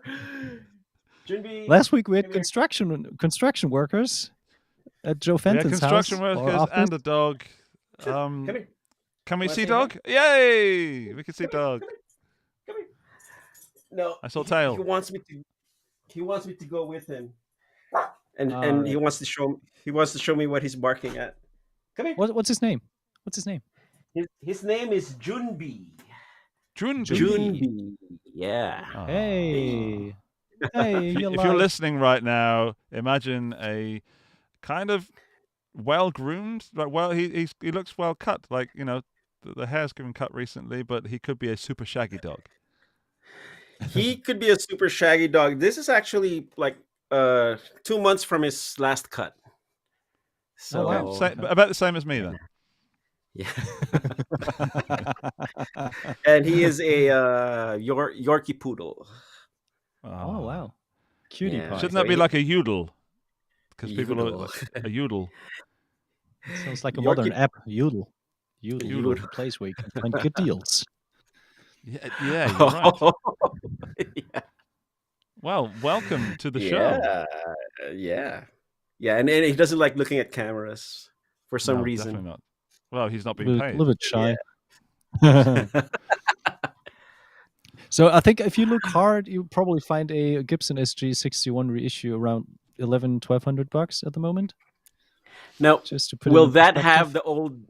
Will that have the old Epiphone headstock or the newer one? No. I'm talking Gibson. So of course that will be the open. Oh, book. Gibson. So Gibson, okay. 1,200 euros, and then this 830 euros.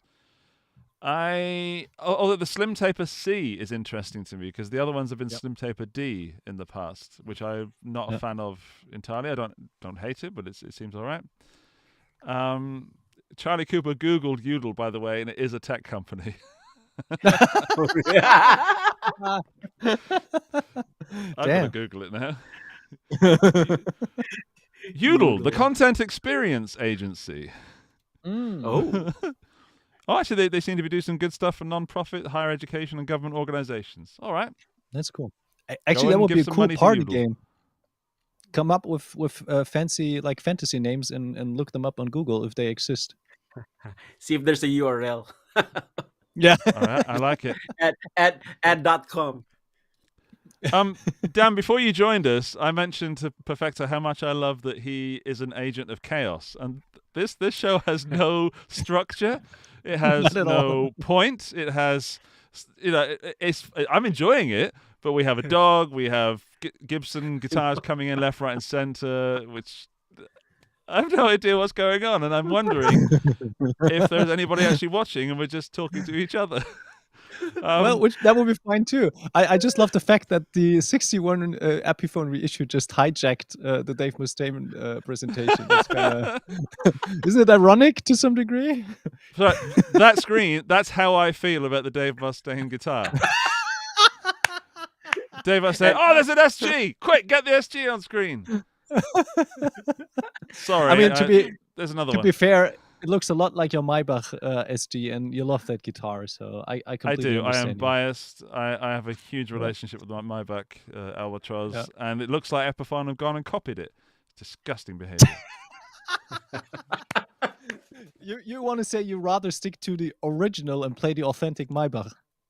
Correct. Also, because I like saying Maybach. Yeah. Badly. Bach. Yeah, I can't say that the guttural. It's my Well, I vividly remember a bad music joke that Andy Timmons made when we were on tour. He was like, "What's a duck's favorite composer?" Bach. Is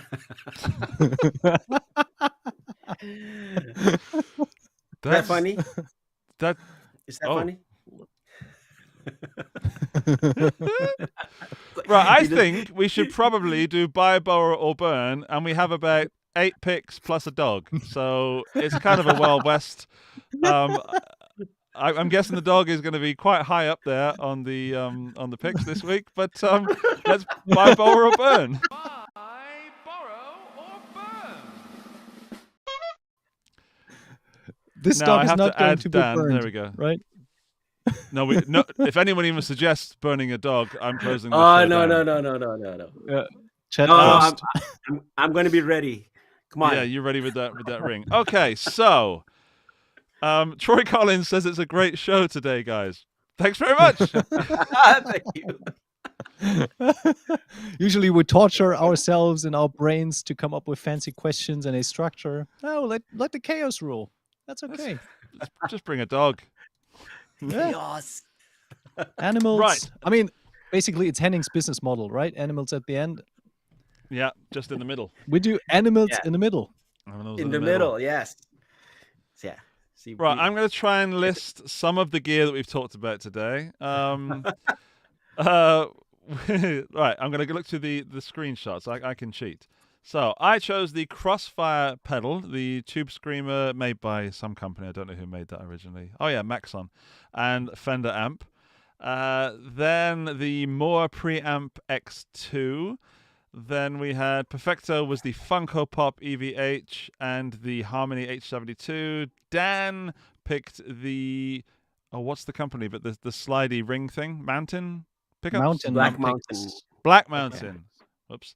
And the and the Dave Mustaine Gibson signature, and then we threw in an Epiphone SG and a dog. All right.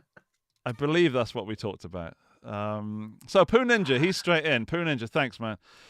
He'll buy the EVH doll, he'll borrow the ring and the crossfire, and he'll fight Dave Mustaine with the harmony and ninjutsu.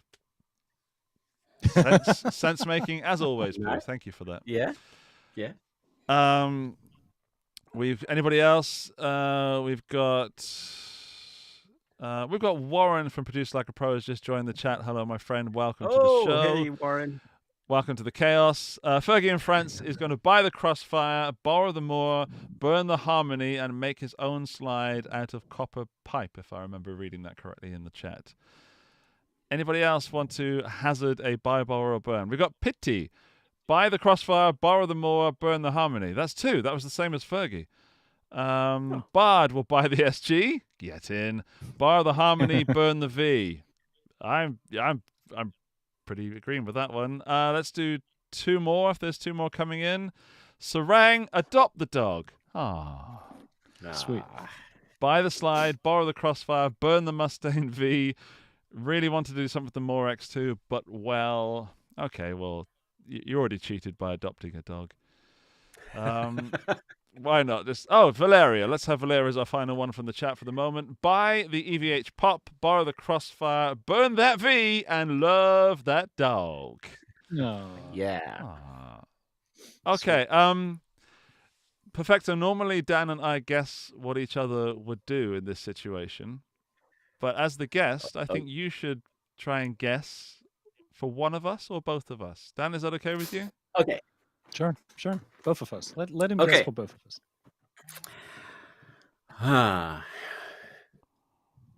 Dan would buy the Sparkly V. Okay. He would borrow the. He would borrow the crossfire, and this is hard because I'm not one for burning stuff. That's which Dan mentioned last time I was here. I don't know. Buying the Sparkly V, borrowing the crossfire. You can just pick anything now, because. Okay. Well, burn the. Burn the rest. Okay, burn. Burn the SG. Get out! Get off our show! Not even in a virtual game will I allow you to burn an SG. I said it didn't matter. I lied. I was testing you. Well, I failed. I failed hard. Okay, and then Andy would buy the harmony, borrow the slide ring, and burn the Mustaine. Goddamn right, I'm burning that one. Sorry, I got a bit excited then. What out of 3 you got right? I would buy the Funko Pop. Sorry, just going to go in my answers because I have to be clear. Buy the Funko Pop. I would borrow the SG, and I would burn the Mustaine. 1 out of 3 All is right. good. I have the crossfire, so that that's already there. No, sorry, it was 0 out of 3 for me. I would buy the Funko Pop and put it on my man cave because it would just nicely there. I would borrow the slide ring, or maybe now I'm buying. Yeah, I'm borrowing the slide ring because I need to buy the Funko Pop. Yeah, but that would have been a contender for buying too, and I would burn the SG and sell the V and buy some dog biscuits. Yeah. I got one right. Burn the SG. You saved yourself at the end, Dan, with the dog biscuits. If you're burning an SG to buy dog biscuits, that's fine with me. Assuming they're for Perfecto's dog. You're just not snackish. Right, Dan, we have to guess for Perfecto. All right. Do you want to start or shall I? Well, let's both do a guess and see if we get it right, or see if either of us gets it right. How's that? Okay, I guess that Perfecto would buy the Funko Pop. I guess he would borrow the Sparkle Mustaine to do it at a gig, and then I guess he would burn. Oh damn.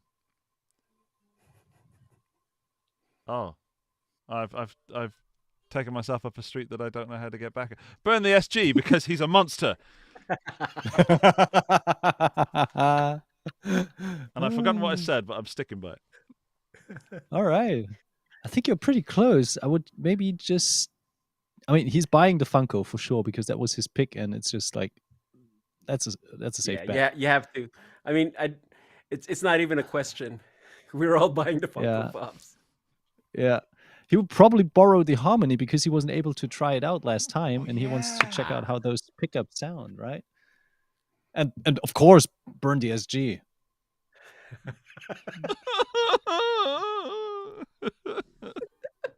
How did I do? Okay, Perfecto? I'm gonna give it to Dan. I'm gonna give it to Dan. Mainly, well, my reasoning for the SG is that you can get a Gibson one for not much more.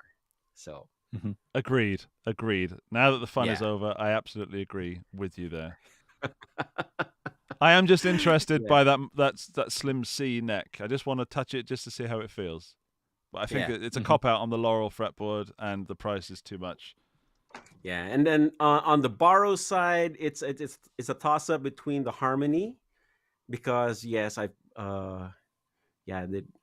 wish I saw that when I visited them, but also I'm also interested in the Crossfire, and because I felt left out when everybody released videos on it.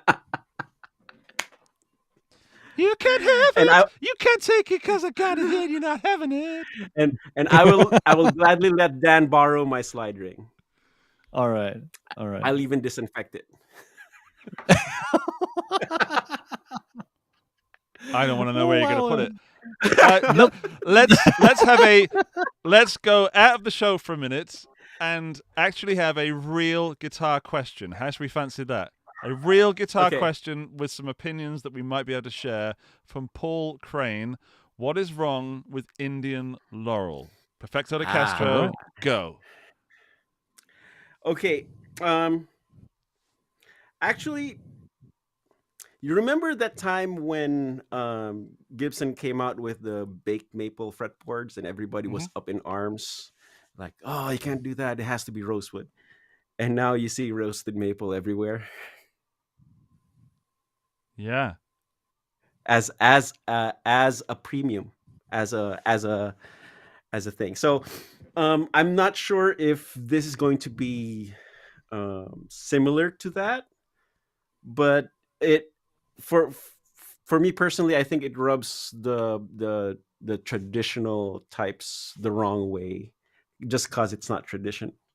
But we have to evolve. We have to adapt to what's available, and right now that's what's available.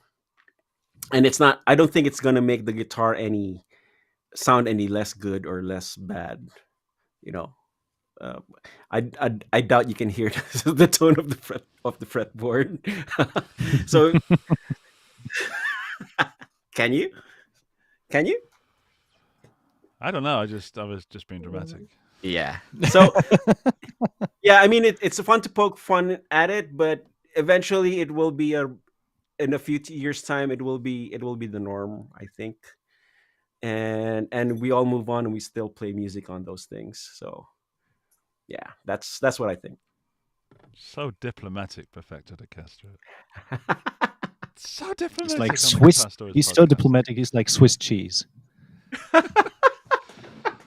Dr. Dan from Meinl Ibanez. Gibson guitars, go. Gibson guitars, go. No. No. Commenting on Gibson Indian guitars. Indian Laurel. Indian Laurel.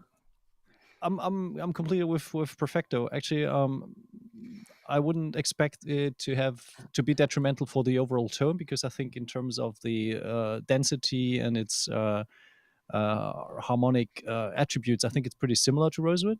So most often it has been overlooked because in the past everything just had to be rosewood, and after CITES kind of banned rosewood from a lot of guitars, it is now kind of coming back because the market completely crashed and rosewood was basically used in very small fields, and you had to do all the paperwork, so a lot of companies just abandoned it. So I'm happy that it's now back. But the point for me with that guitars was that, considering the price tag, I think the Gibson Burstbuckers, they are a substantial added value, but to me it feels a little bit like cheaping out on that side. And I think like the fretboard is something that is so apparent, and it's where you touch the guitar, and I could totally see that for a lot of like very vintage oriented people that want to have a more affordable SG in the 61 style, rosewood just doesn't do it. Indian Laurel just doesn't do it because they want rosewood. They want the original. You have a very good point there, because like you can always change electronics, but you can't change the fretboard. There you go. So, yeah. So plus to for the be vintage knob. Yeah, and I gotta give props to Indian Laurel. It's really a good wood to be used for guitars. But it's similar. Like you compare it with Richlight. Richlight is a artificial raw material made of paper and resin that's kind of compressed. And the sonic attributes that Richlight has, they are amazing. I played it's a very Richlight Les Paul for a series of gigs. Great guitar. Yeah. Great guitar. And you wouldn't.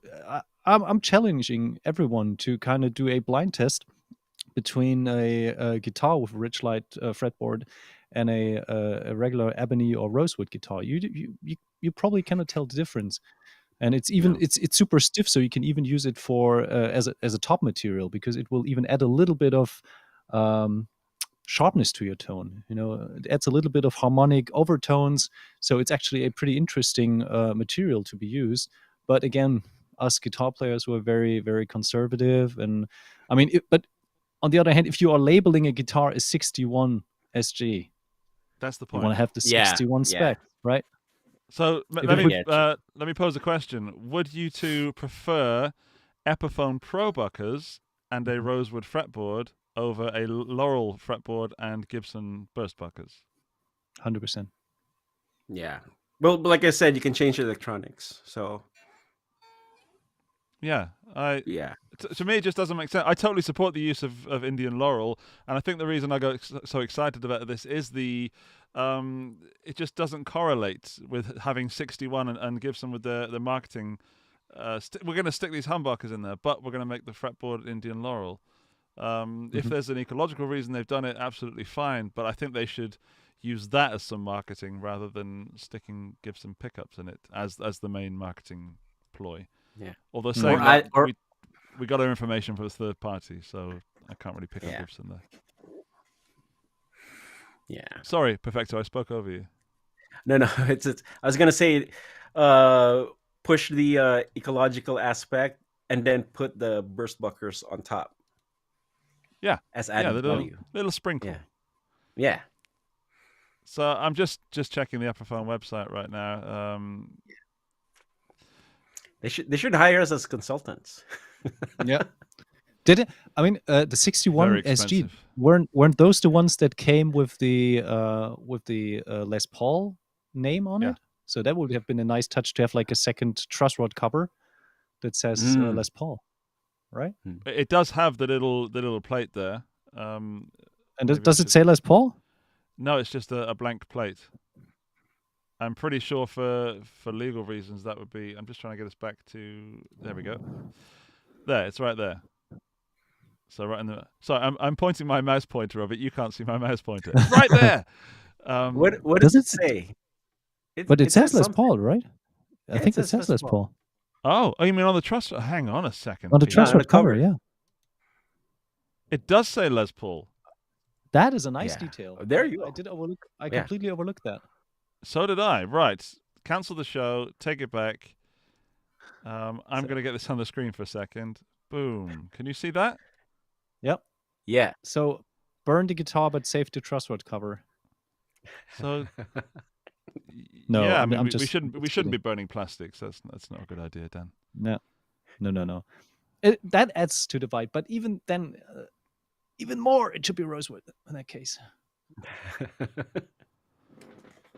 Are we being snobs, Snobbish. or are we Yeah. right? People in the chat, Uh, let us know. And also, if you're listening to this, just send some vibes out into the universe.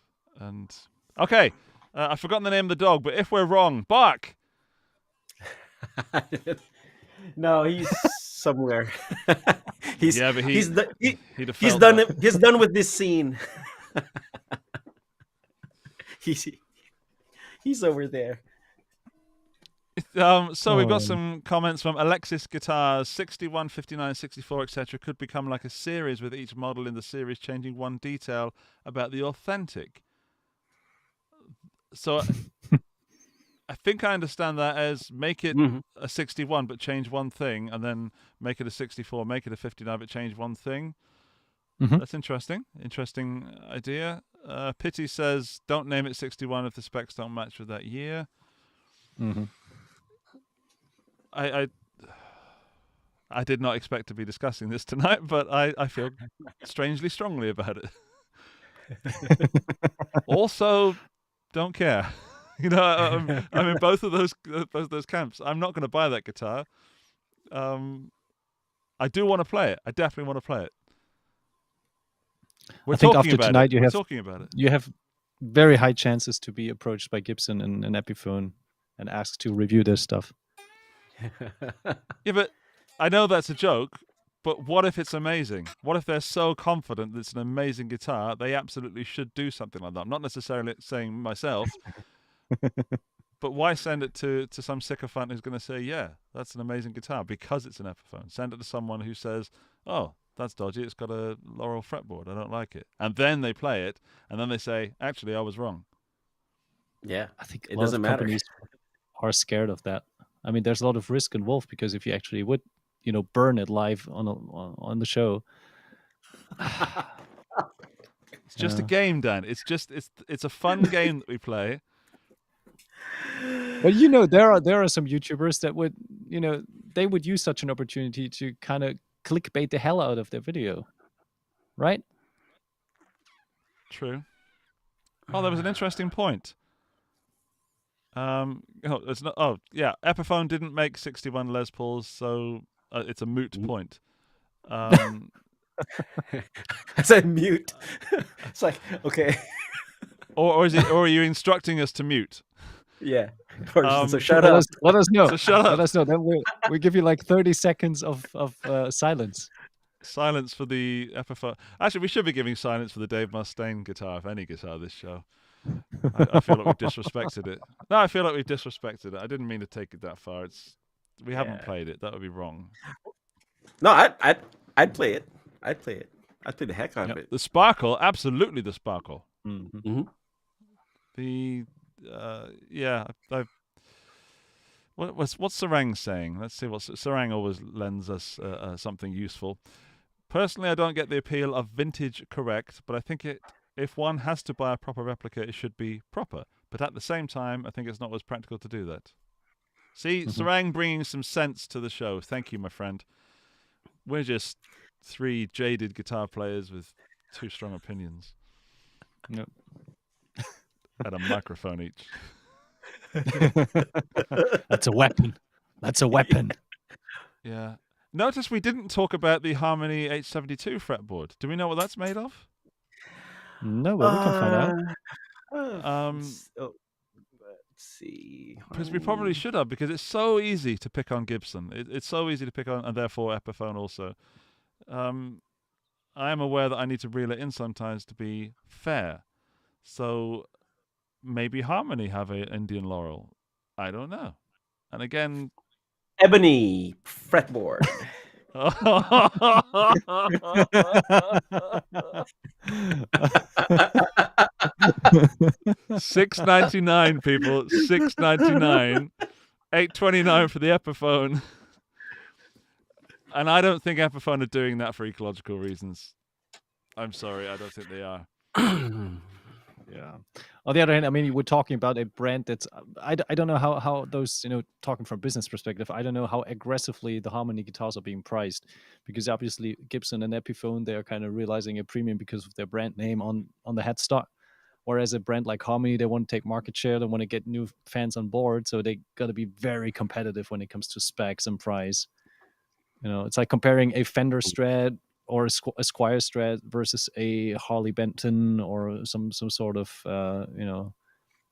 knockoff kind Yeah. of instrument. So Well, I don't think Harmony has a choice though, because like in the pricing of their other guitars, which is in the I guess $1,200 $1,500 range, um, those are touted as made here in the U.S. and this is a Korean import, so Mhm. they have to price it accordingly. But where's the Epiphone made? I'm just looking on the website. I'm trying to finish my sentence there. Burstbucker 2 and 3. Okay, it's not just Burstbuckers. You get a hard case with the Epiphone, a vintage style hard And case. nice looking one too. Good. Although, keep your hard case. Give me a rosewood fretboard. that's interesting that you can't find that on the website. I'm checking that too. Yeah, they maybe there was that link to the Tolman site, so maybe Tolman would have more information, which they often do. Oh wow, the guitars are already online. Okay. Yeah, it's already there. Standard 61 vintage cherry. There we go. Right.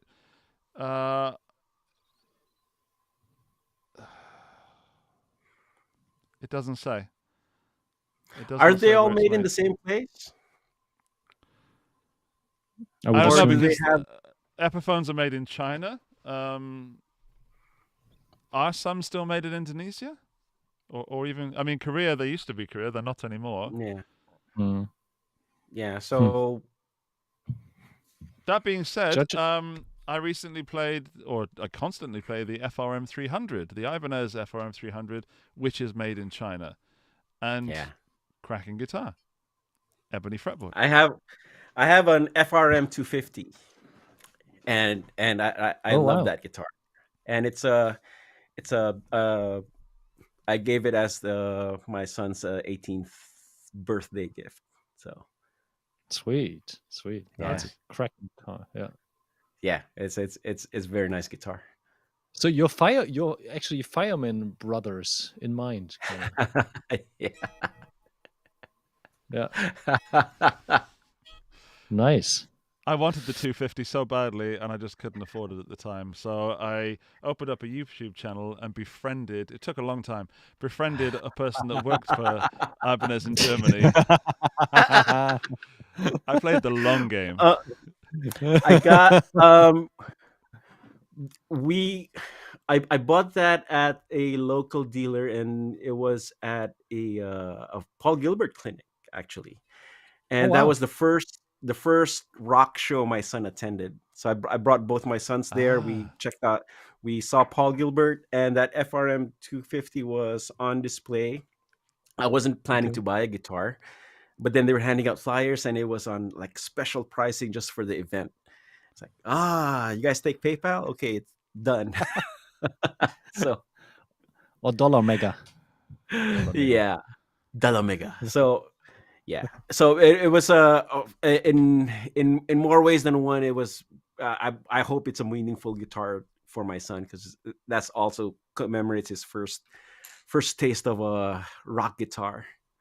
Yeah, so Sweet. it's amazing too. Is he still- Paul Gilbert opened with "Born to Be Wild," but instead of singing it, he shredded for 15 minutes, dude. Over bump, bump, bump, bump, bump, bump, bump, bump. And then he just sang the chorus once, "Born to Be Wild," and then shredded for the next 15 minutes. I was actually starting to feel sorry for the drummer and the bass player, because it was like just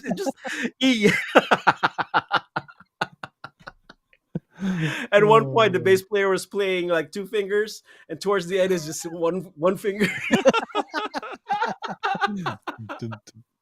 Sweet. Hilarious. Yeah. Yeah, but that was fun. What was the coolest or weirdest clinic that you saw? Any other cool stories? It would have to be Paul Gilbert again, back in the Yeah. Philippines. It was in mid 90s. Ibanez sponsored. He came out on stage and he had a tail. For some reason, his pants had a tail, and then and then he was doing all his Spice Girls cover. I don't know if you've seen that. He did a smashing. I have He not. Oh, it was funny. He did. He played Two Become One, and during the time it was sort of popular to intro with a song that's unexpected, and then you go into one of your own songs, Mhm. right? So as a way to fake the audience. So that's what we thought he was doing, and then suddenly, like halfway through the song, he's really playing the entire thing. And he was singing it too, and then yeah. So that was like weird. And then at the end of the clinic, he picked 5 guys to come up on stage and jam with him. I was one of them. The problem was nobody. First problem is nobody wanted to go first. So one guy decided, okay, I'm gonna go first. And then the next problem is nobody wanted to go last. So okay, I'm gonna go last. And then I have a picture somewhere. Unfortunately, it's so low resolution. But at one point, Paul Gilbert came behind me and just grabbed the guitar and started shredding on my guitar. So that was like a fun memory. And I was like, "What are you doing?" And then he swatted my hand away and started playing. Sweet. So was he playing Yeah. the FRM 250, or did you bring your own personal guitar for that jam? No, Like, this. was he? Oh, that was no. So the recent one he was playing the FRM 250 Oh, right. and Okay. alternating. The last one. Yeah, Yeah. but in the 90s it was the PGM. He was playing All the right. Okay. PGM. Yeah. Sorry, Yeah, I was and then mistaken.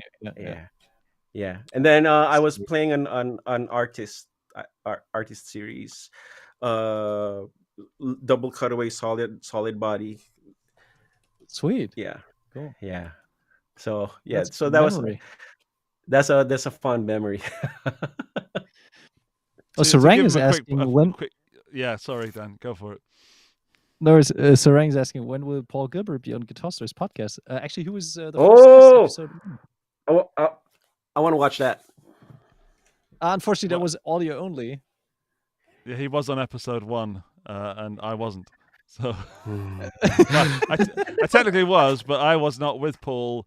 But I did interview Paul the same session for Toman, and I love that man so much. Yeah, no, he's great. Let's give him a quick plug. In fact, his new album, The Christmas Stuff, Twas, is brilliant. There was a video of him today that I saw on social media. I'm just clicking through. Come on, what was the version he did? Is it a Wish You a Merry Christmas?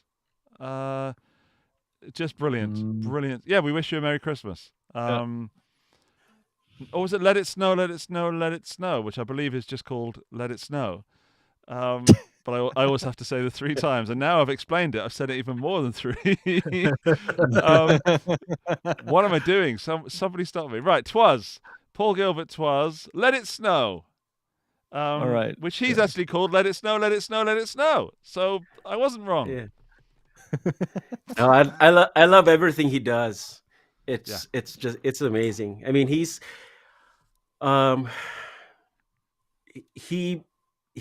like a very big foundation of my playing style.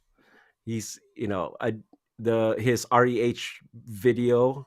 I wore that VHS tape out, just learning his licks. So those videos, they were entertaining too. I think. Yeah. Usually back in the day, all those videos, they were super boring. They were like, Yeah. okay, now I'm gonna show you this, and now half speed. And he was there with the cowboy hat or being Paolo Gilberto and stuff like that. And Yeah, this was yeah, such a and cracker already back in the 80s, early 90s. I mean, yeah, and he chainsawed a guitar in half for one of his videos. Uh, and then that he used that as a prop Was it an for Epiphone for a SG? picture. No, probably not. Sorry, no. sorry. It was a an Ibanez of which looked like an Epiphone.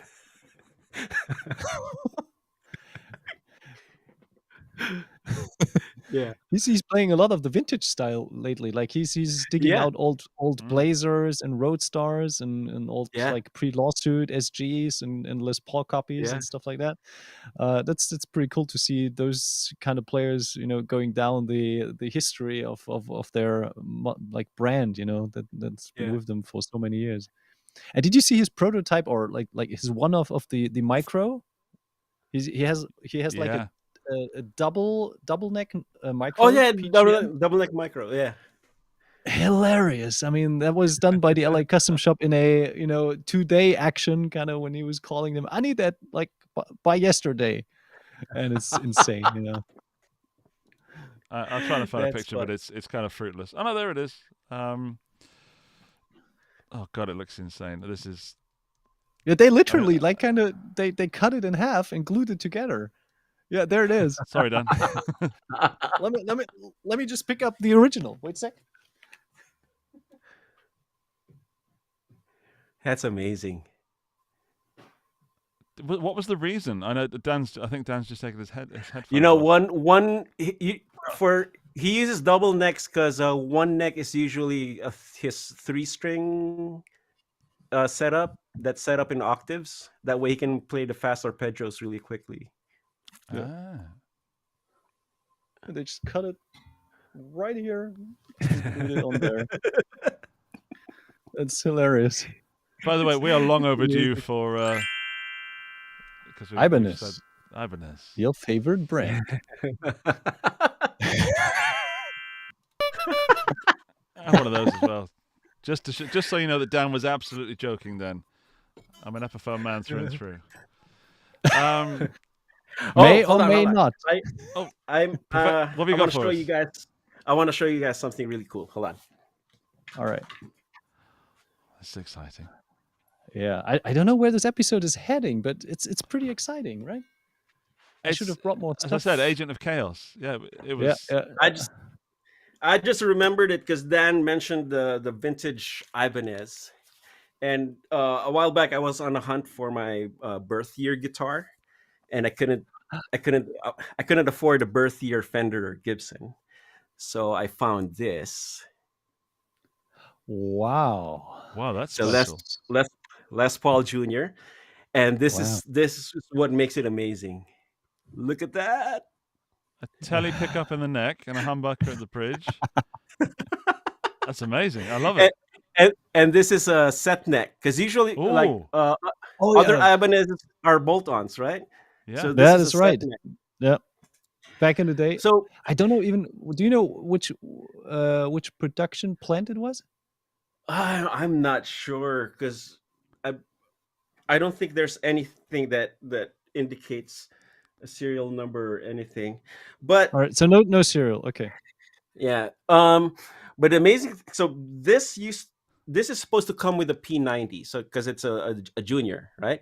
I got this already modified, and my initial plan was to take these pickups out and put it back to the way it's supposed to be. Get a P90 somewhere and do that.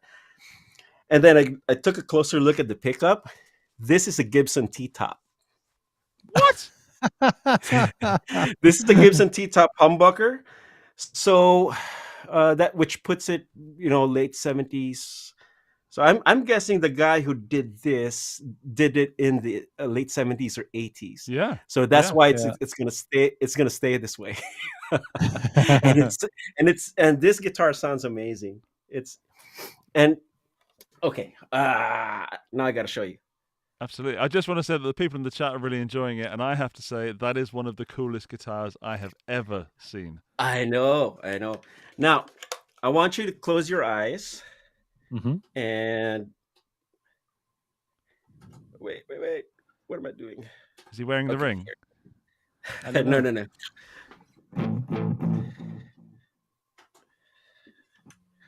Close your eyes and listen to this.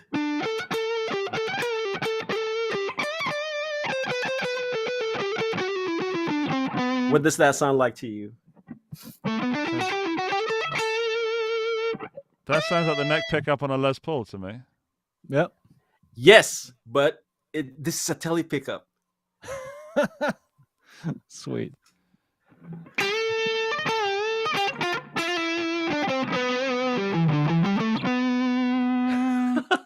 Fantastic tone, yeah. I don't know how it does it. So the Les, which begs the question: does the Les Paul tone come from the body or the pickups? Oh, I believe it comes from the fretboard. Can of worms. I just want to clarify. I meant to say it sounded like a neck humbucker pickup on a Les Paul, yeah. because obviously that technically is what I just said, but definitely not Telecastery. Yeah. It sounds amazing.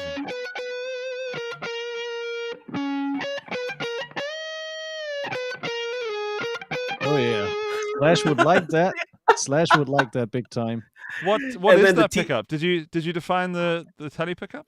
It's probably a Fender of some sort, because I'm only assuming that this was modded way back then, and I don't think there are any aftermarket pickups readily available.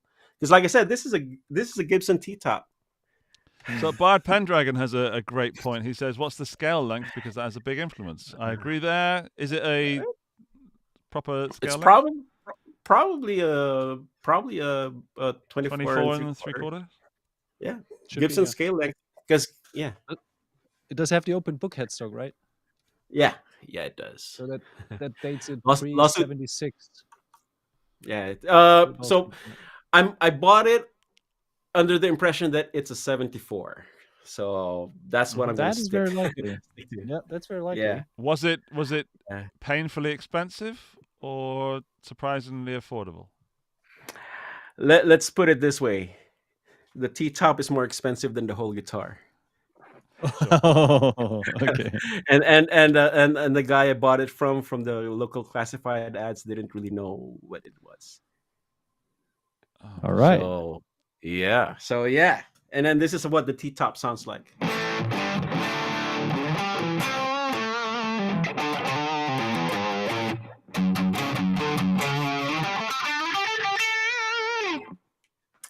And it's got the period correct, almost fretless wonder, like 70s, really low wide frets, which I'm debating if I'm going to refret it or not, but whatever. We'll see. We'll see how it goes. I have a 74 Les Paul custom copy, and I can't justify kind of refretting that, because I highly doubt that any luthier will get it to that super low string action. Yeah, and I don't know.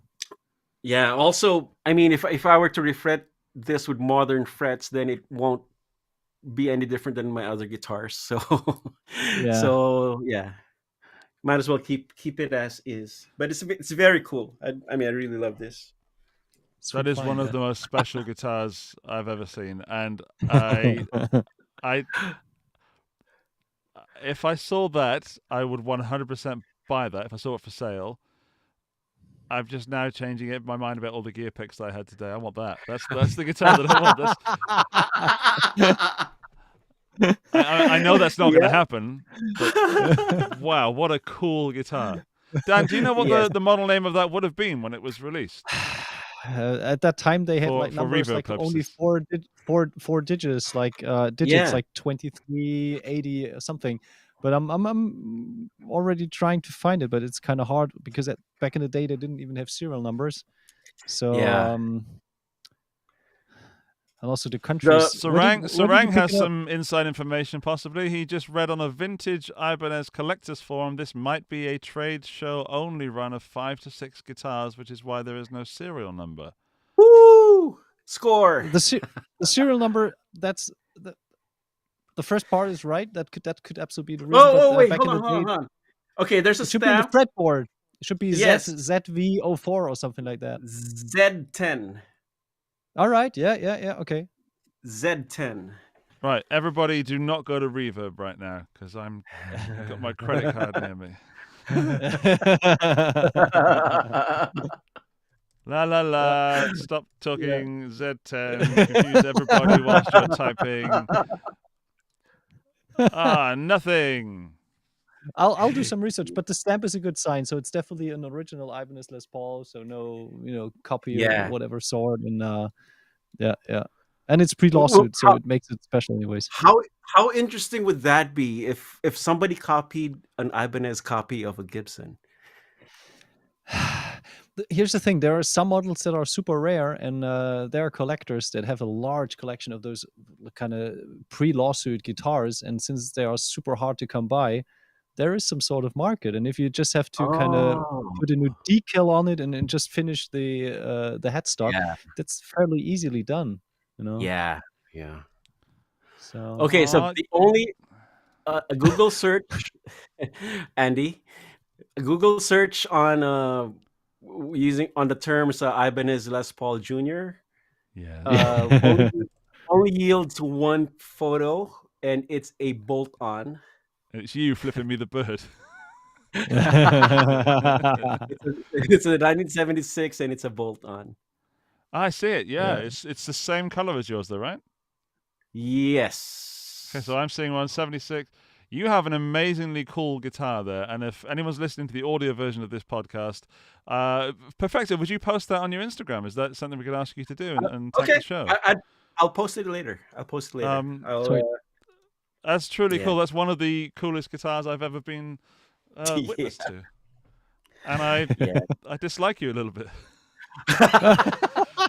You've lost your shiny, fun appearance now.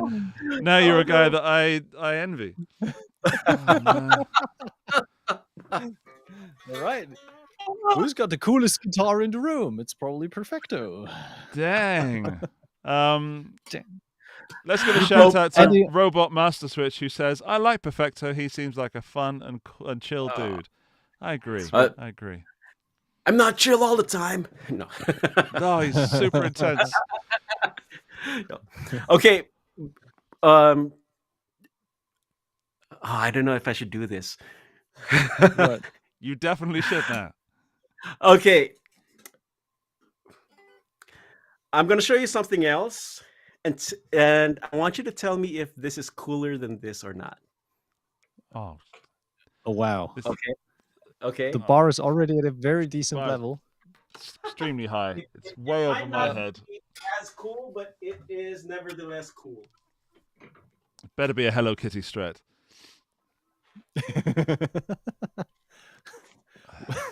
No, I'm not saying that. Okay, I say with a high integrity sticker. Okay. Oh, hello, schöne Frau. What is that? Okay, so I'm holding here. I'm so sorry. I hate you so much. You're gonna hate me more once I start talking about this. Yeah, you paid $50 for it, and there was $100 note inside that was only ever printed once. And, yeah. No. That's a nice Fender Vintera. What's that Fender Vintera that you're playing there? I'm holding what may possibly be the very first Telecaster Deluxe ever made. What? Why? Okay. How? Because hang on, let me solo you for a second. Go on. Yeah, carry on.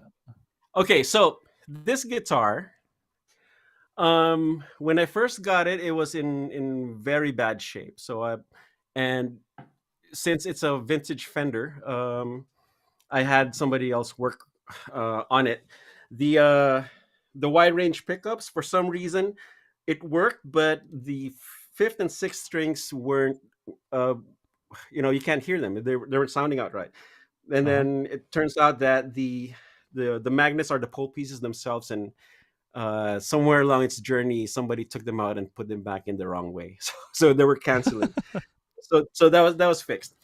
Anyway, and as I was researching this guitar, the serial number dates it back to 1971, which which can be possible because this was released in 1972. This is a 72 model. So, and I didn't really think much about it other than it's a great sounding guitar with the original Cunife wide range pickups. And then I saw a reverb listing for serial 00001 of this exact guitar with a Fender neck stamp dating to December 1972, I believe. So out of curiosity, I took the neck off, and this says June 1972. So, and then I'm not sure. I'm trying to look for somebody who can tell me more about this guitar, because the guy I got it from, his dad got it for him, and his dad used to work for the company that supplied all the pots and electronic switches to Fender. And one day his dad talked to his contact there, and, hey, my son's starting to get into guitar. Do you have something there that I could give him? Oh, okay, yeah, here. and hands him this guitar. There's no other marks. There's a little handwritten note at the heel, and it says for Hector. I don't know who Hector is, but yeah. And my friend's name isn't Hector. So it's not made for him. So yeah. So, but I don't know. Wow. This is There are earlier. so many stories. Earlier than 0001, and that guitar was owned by the lace sensor pickup company, and yeah. So this is older than that. Yeah, and it sounds amazing. It's just, let me see if it's in tune. Kind of in tune.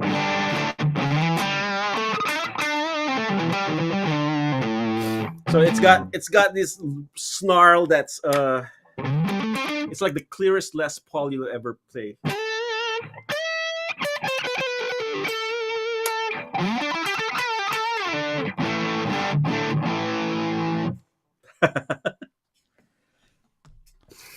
Yeah.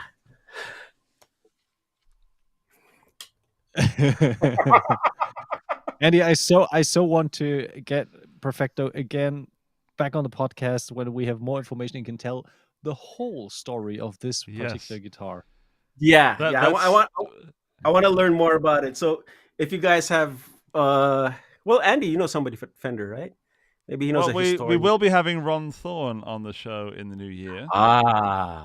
And I do have some other friends at Fender that, they're younger guys, but they must have some connections that could help. But someone called that a unicorn in the chat, and I genuinely think that you might have something that might not even be documented correctly, because Fender weren't documenting stuff properly back then. But regardless of anything, that is a super cool looking guitar, and anything else for me is just a bonus. That's a beautiful looking, one of my favorite guitars in the world, the Deluxe.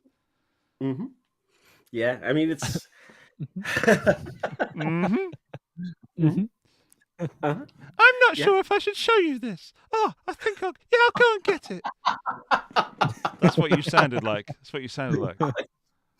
In my head, that's what you sounded like retrospectively. I think that was a very well made build up. Like, he showed us the Les Paul, the Ibanez Les Paul, and kind of knew there was a bonus coming. You know? No, I was gonna stop there, and then I remembered, hey, I have this other thing.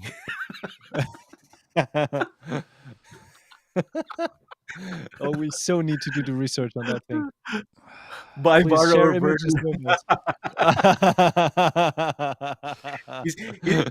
Andy's gonna buy buy this guitar, borrow the Ibanez, and then burn me. No, I'm buying some kind of lesson that teaches me how to be a ninja so I can come over and steal that guitar and replace it with one that looks exactly like it, but not quite. Oh, a heist. A heist, that's word, yes. A heist, yes. Yeah. In fact, I've already done it! Oh, that would be wonderful. No, that's just pure 70s gorgeousness, and it sounds and has a great story. Yeah. Dan, Perfecto, I'm going to call it there because I don't want to see a third guitar that makes me want to sell everything. He does the Steve Jobs thing. Wait, there's one more thing. There's one more thing. No, wait, there's more. Isn't that Columbo? Oh yeah, what? What? It's the late night shopping, TV shopping guy. Yeah. Well, to the people that only watched up till about half an hour ago, must suck to be you right now because that was fantastic, Perfecto. Thank you so much for sharing that with us. My pleasure. And I hope you do share the stuff on your Instagram for us because the people listening to this will definitely want to see that. But yeah, if we can help in any way researching that, we will because that guitar deserves to be, talked about. Yeah, I want to. And played, of course. Yeah. I took it to Norm's Rare Guitars one day just to see if I could find out more about it.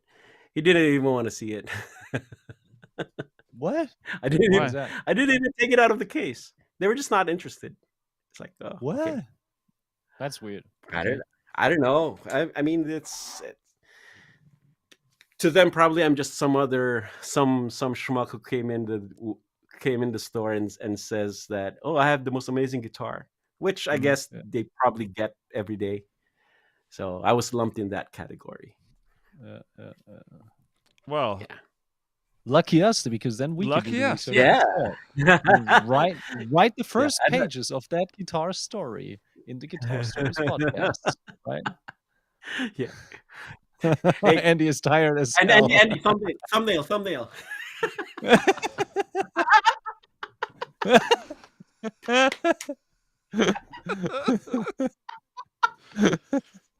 I'm so happy that an ex-friend of mine, has a cool guitar. But at the same time, I know that the chances of me getting to touch that is so low. I'm so confused right now, and I am tired, and I've been grumpy today. How long are you staying for the June NAMM show? About a day extra. Actually, I was just sorting that out with Henning today, and failed, which is great because we didn't book the flights. So what's the plan now? I'm coming to your house, Perfecto, to meet your dog. Come on over. I need to meet Perfecto's dog. What's this? Oh, it's a Telecaster. It's a 71 Tele Deluxe. That no one knows Well, the story about. Yeah, gentlemen, what a weird show. People listening to this, I hope you stuck around for the end. If you're not listening to this part, then of course you're not listening to this part, but you should, and I want the universe to force you to do that because Perfecto has been one of the most chaotic guests we've ever had in a 100% positive way, and thank you so much, man. It's been a pleasure, and yeah, come back You with did promise whatever else fun. you have. You did promise fun. So. I couldn't define you. I could not define what this show would be, and I'm so glad that I was right. I just wrote, it's going to be fun. Let's put that, It was. It was. Well, thanks for having me. It's been a blast. It's an absolute pleasure. Also, thanks for filling in early on when I was still having duck and dumplings. So much Duck appreciated. and dumplings. Wait, dumplings. Mm. Ah. Yeah, I know what I'm having for lunch. Oh, Just to answer the Eddie's having question, such a hard we time. are going to, Yeah. or at least I'm almost certainly going to NAMM. Yeah, hasn't been confirmed yet, but yeah. I'll be at NAMM. Yeah. What Definitely. exact time will you be out of your house on those days? What exact time? Right, Dan, would you Okay. ask our audio listeners to steal their girlfriend's iPhone and leave us ratings, please, before he brings out another guitar? Of course I will. So if you cannot steal a super cool Fender 71 Telecaster, then you might want to be better off just getting your girlfriends, boyfriends, mothers, fathers, or on smartphone. Leave us a 5-star rating on iTunes and let us know how you enjoyed this show.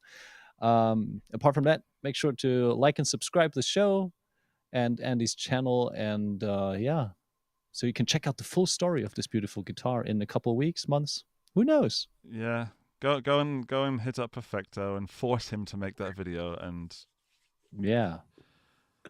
Also, make sure to subscribe to Perfecto's channel because he's got super cool content on there. he's got 2 channels now, Dan. We discussed this earlier. Oh, I didn't know. He's got What's the 2 second channels. one? Yeah, Yeah. I didn't know. He's got a second one, and we're not going to promote it. So thank you very much. I'm going to rewatch the beginning of the show to find out more about the second channel.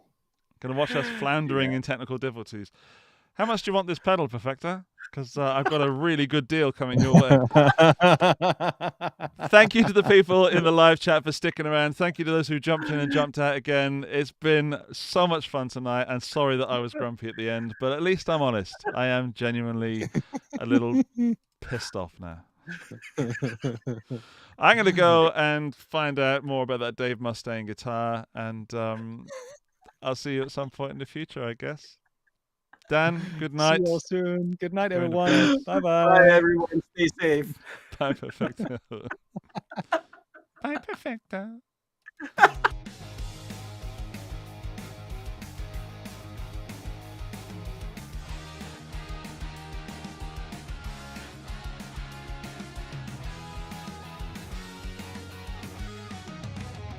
Guitar Stories Podcast, your #1 show for everything guitar.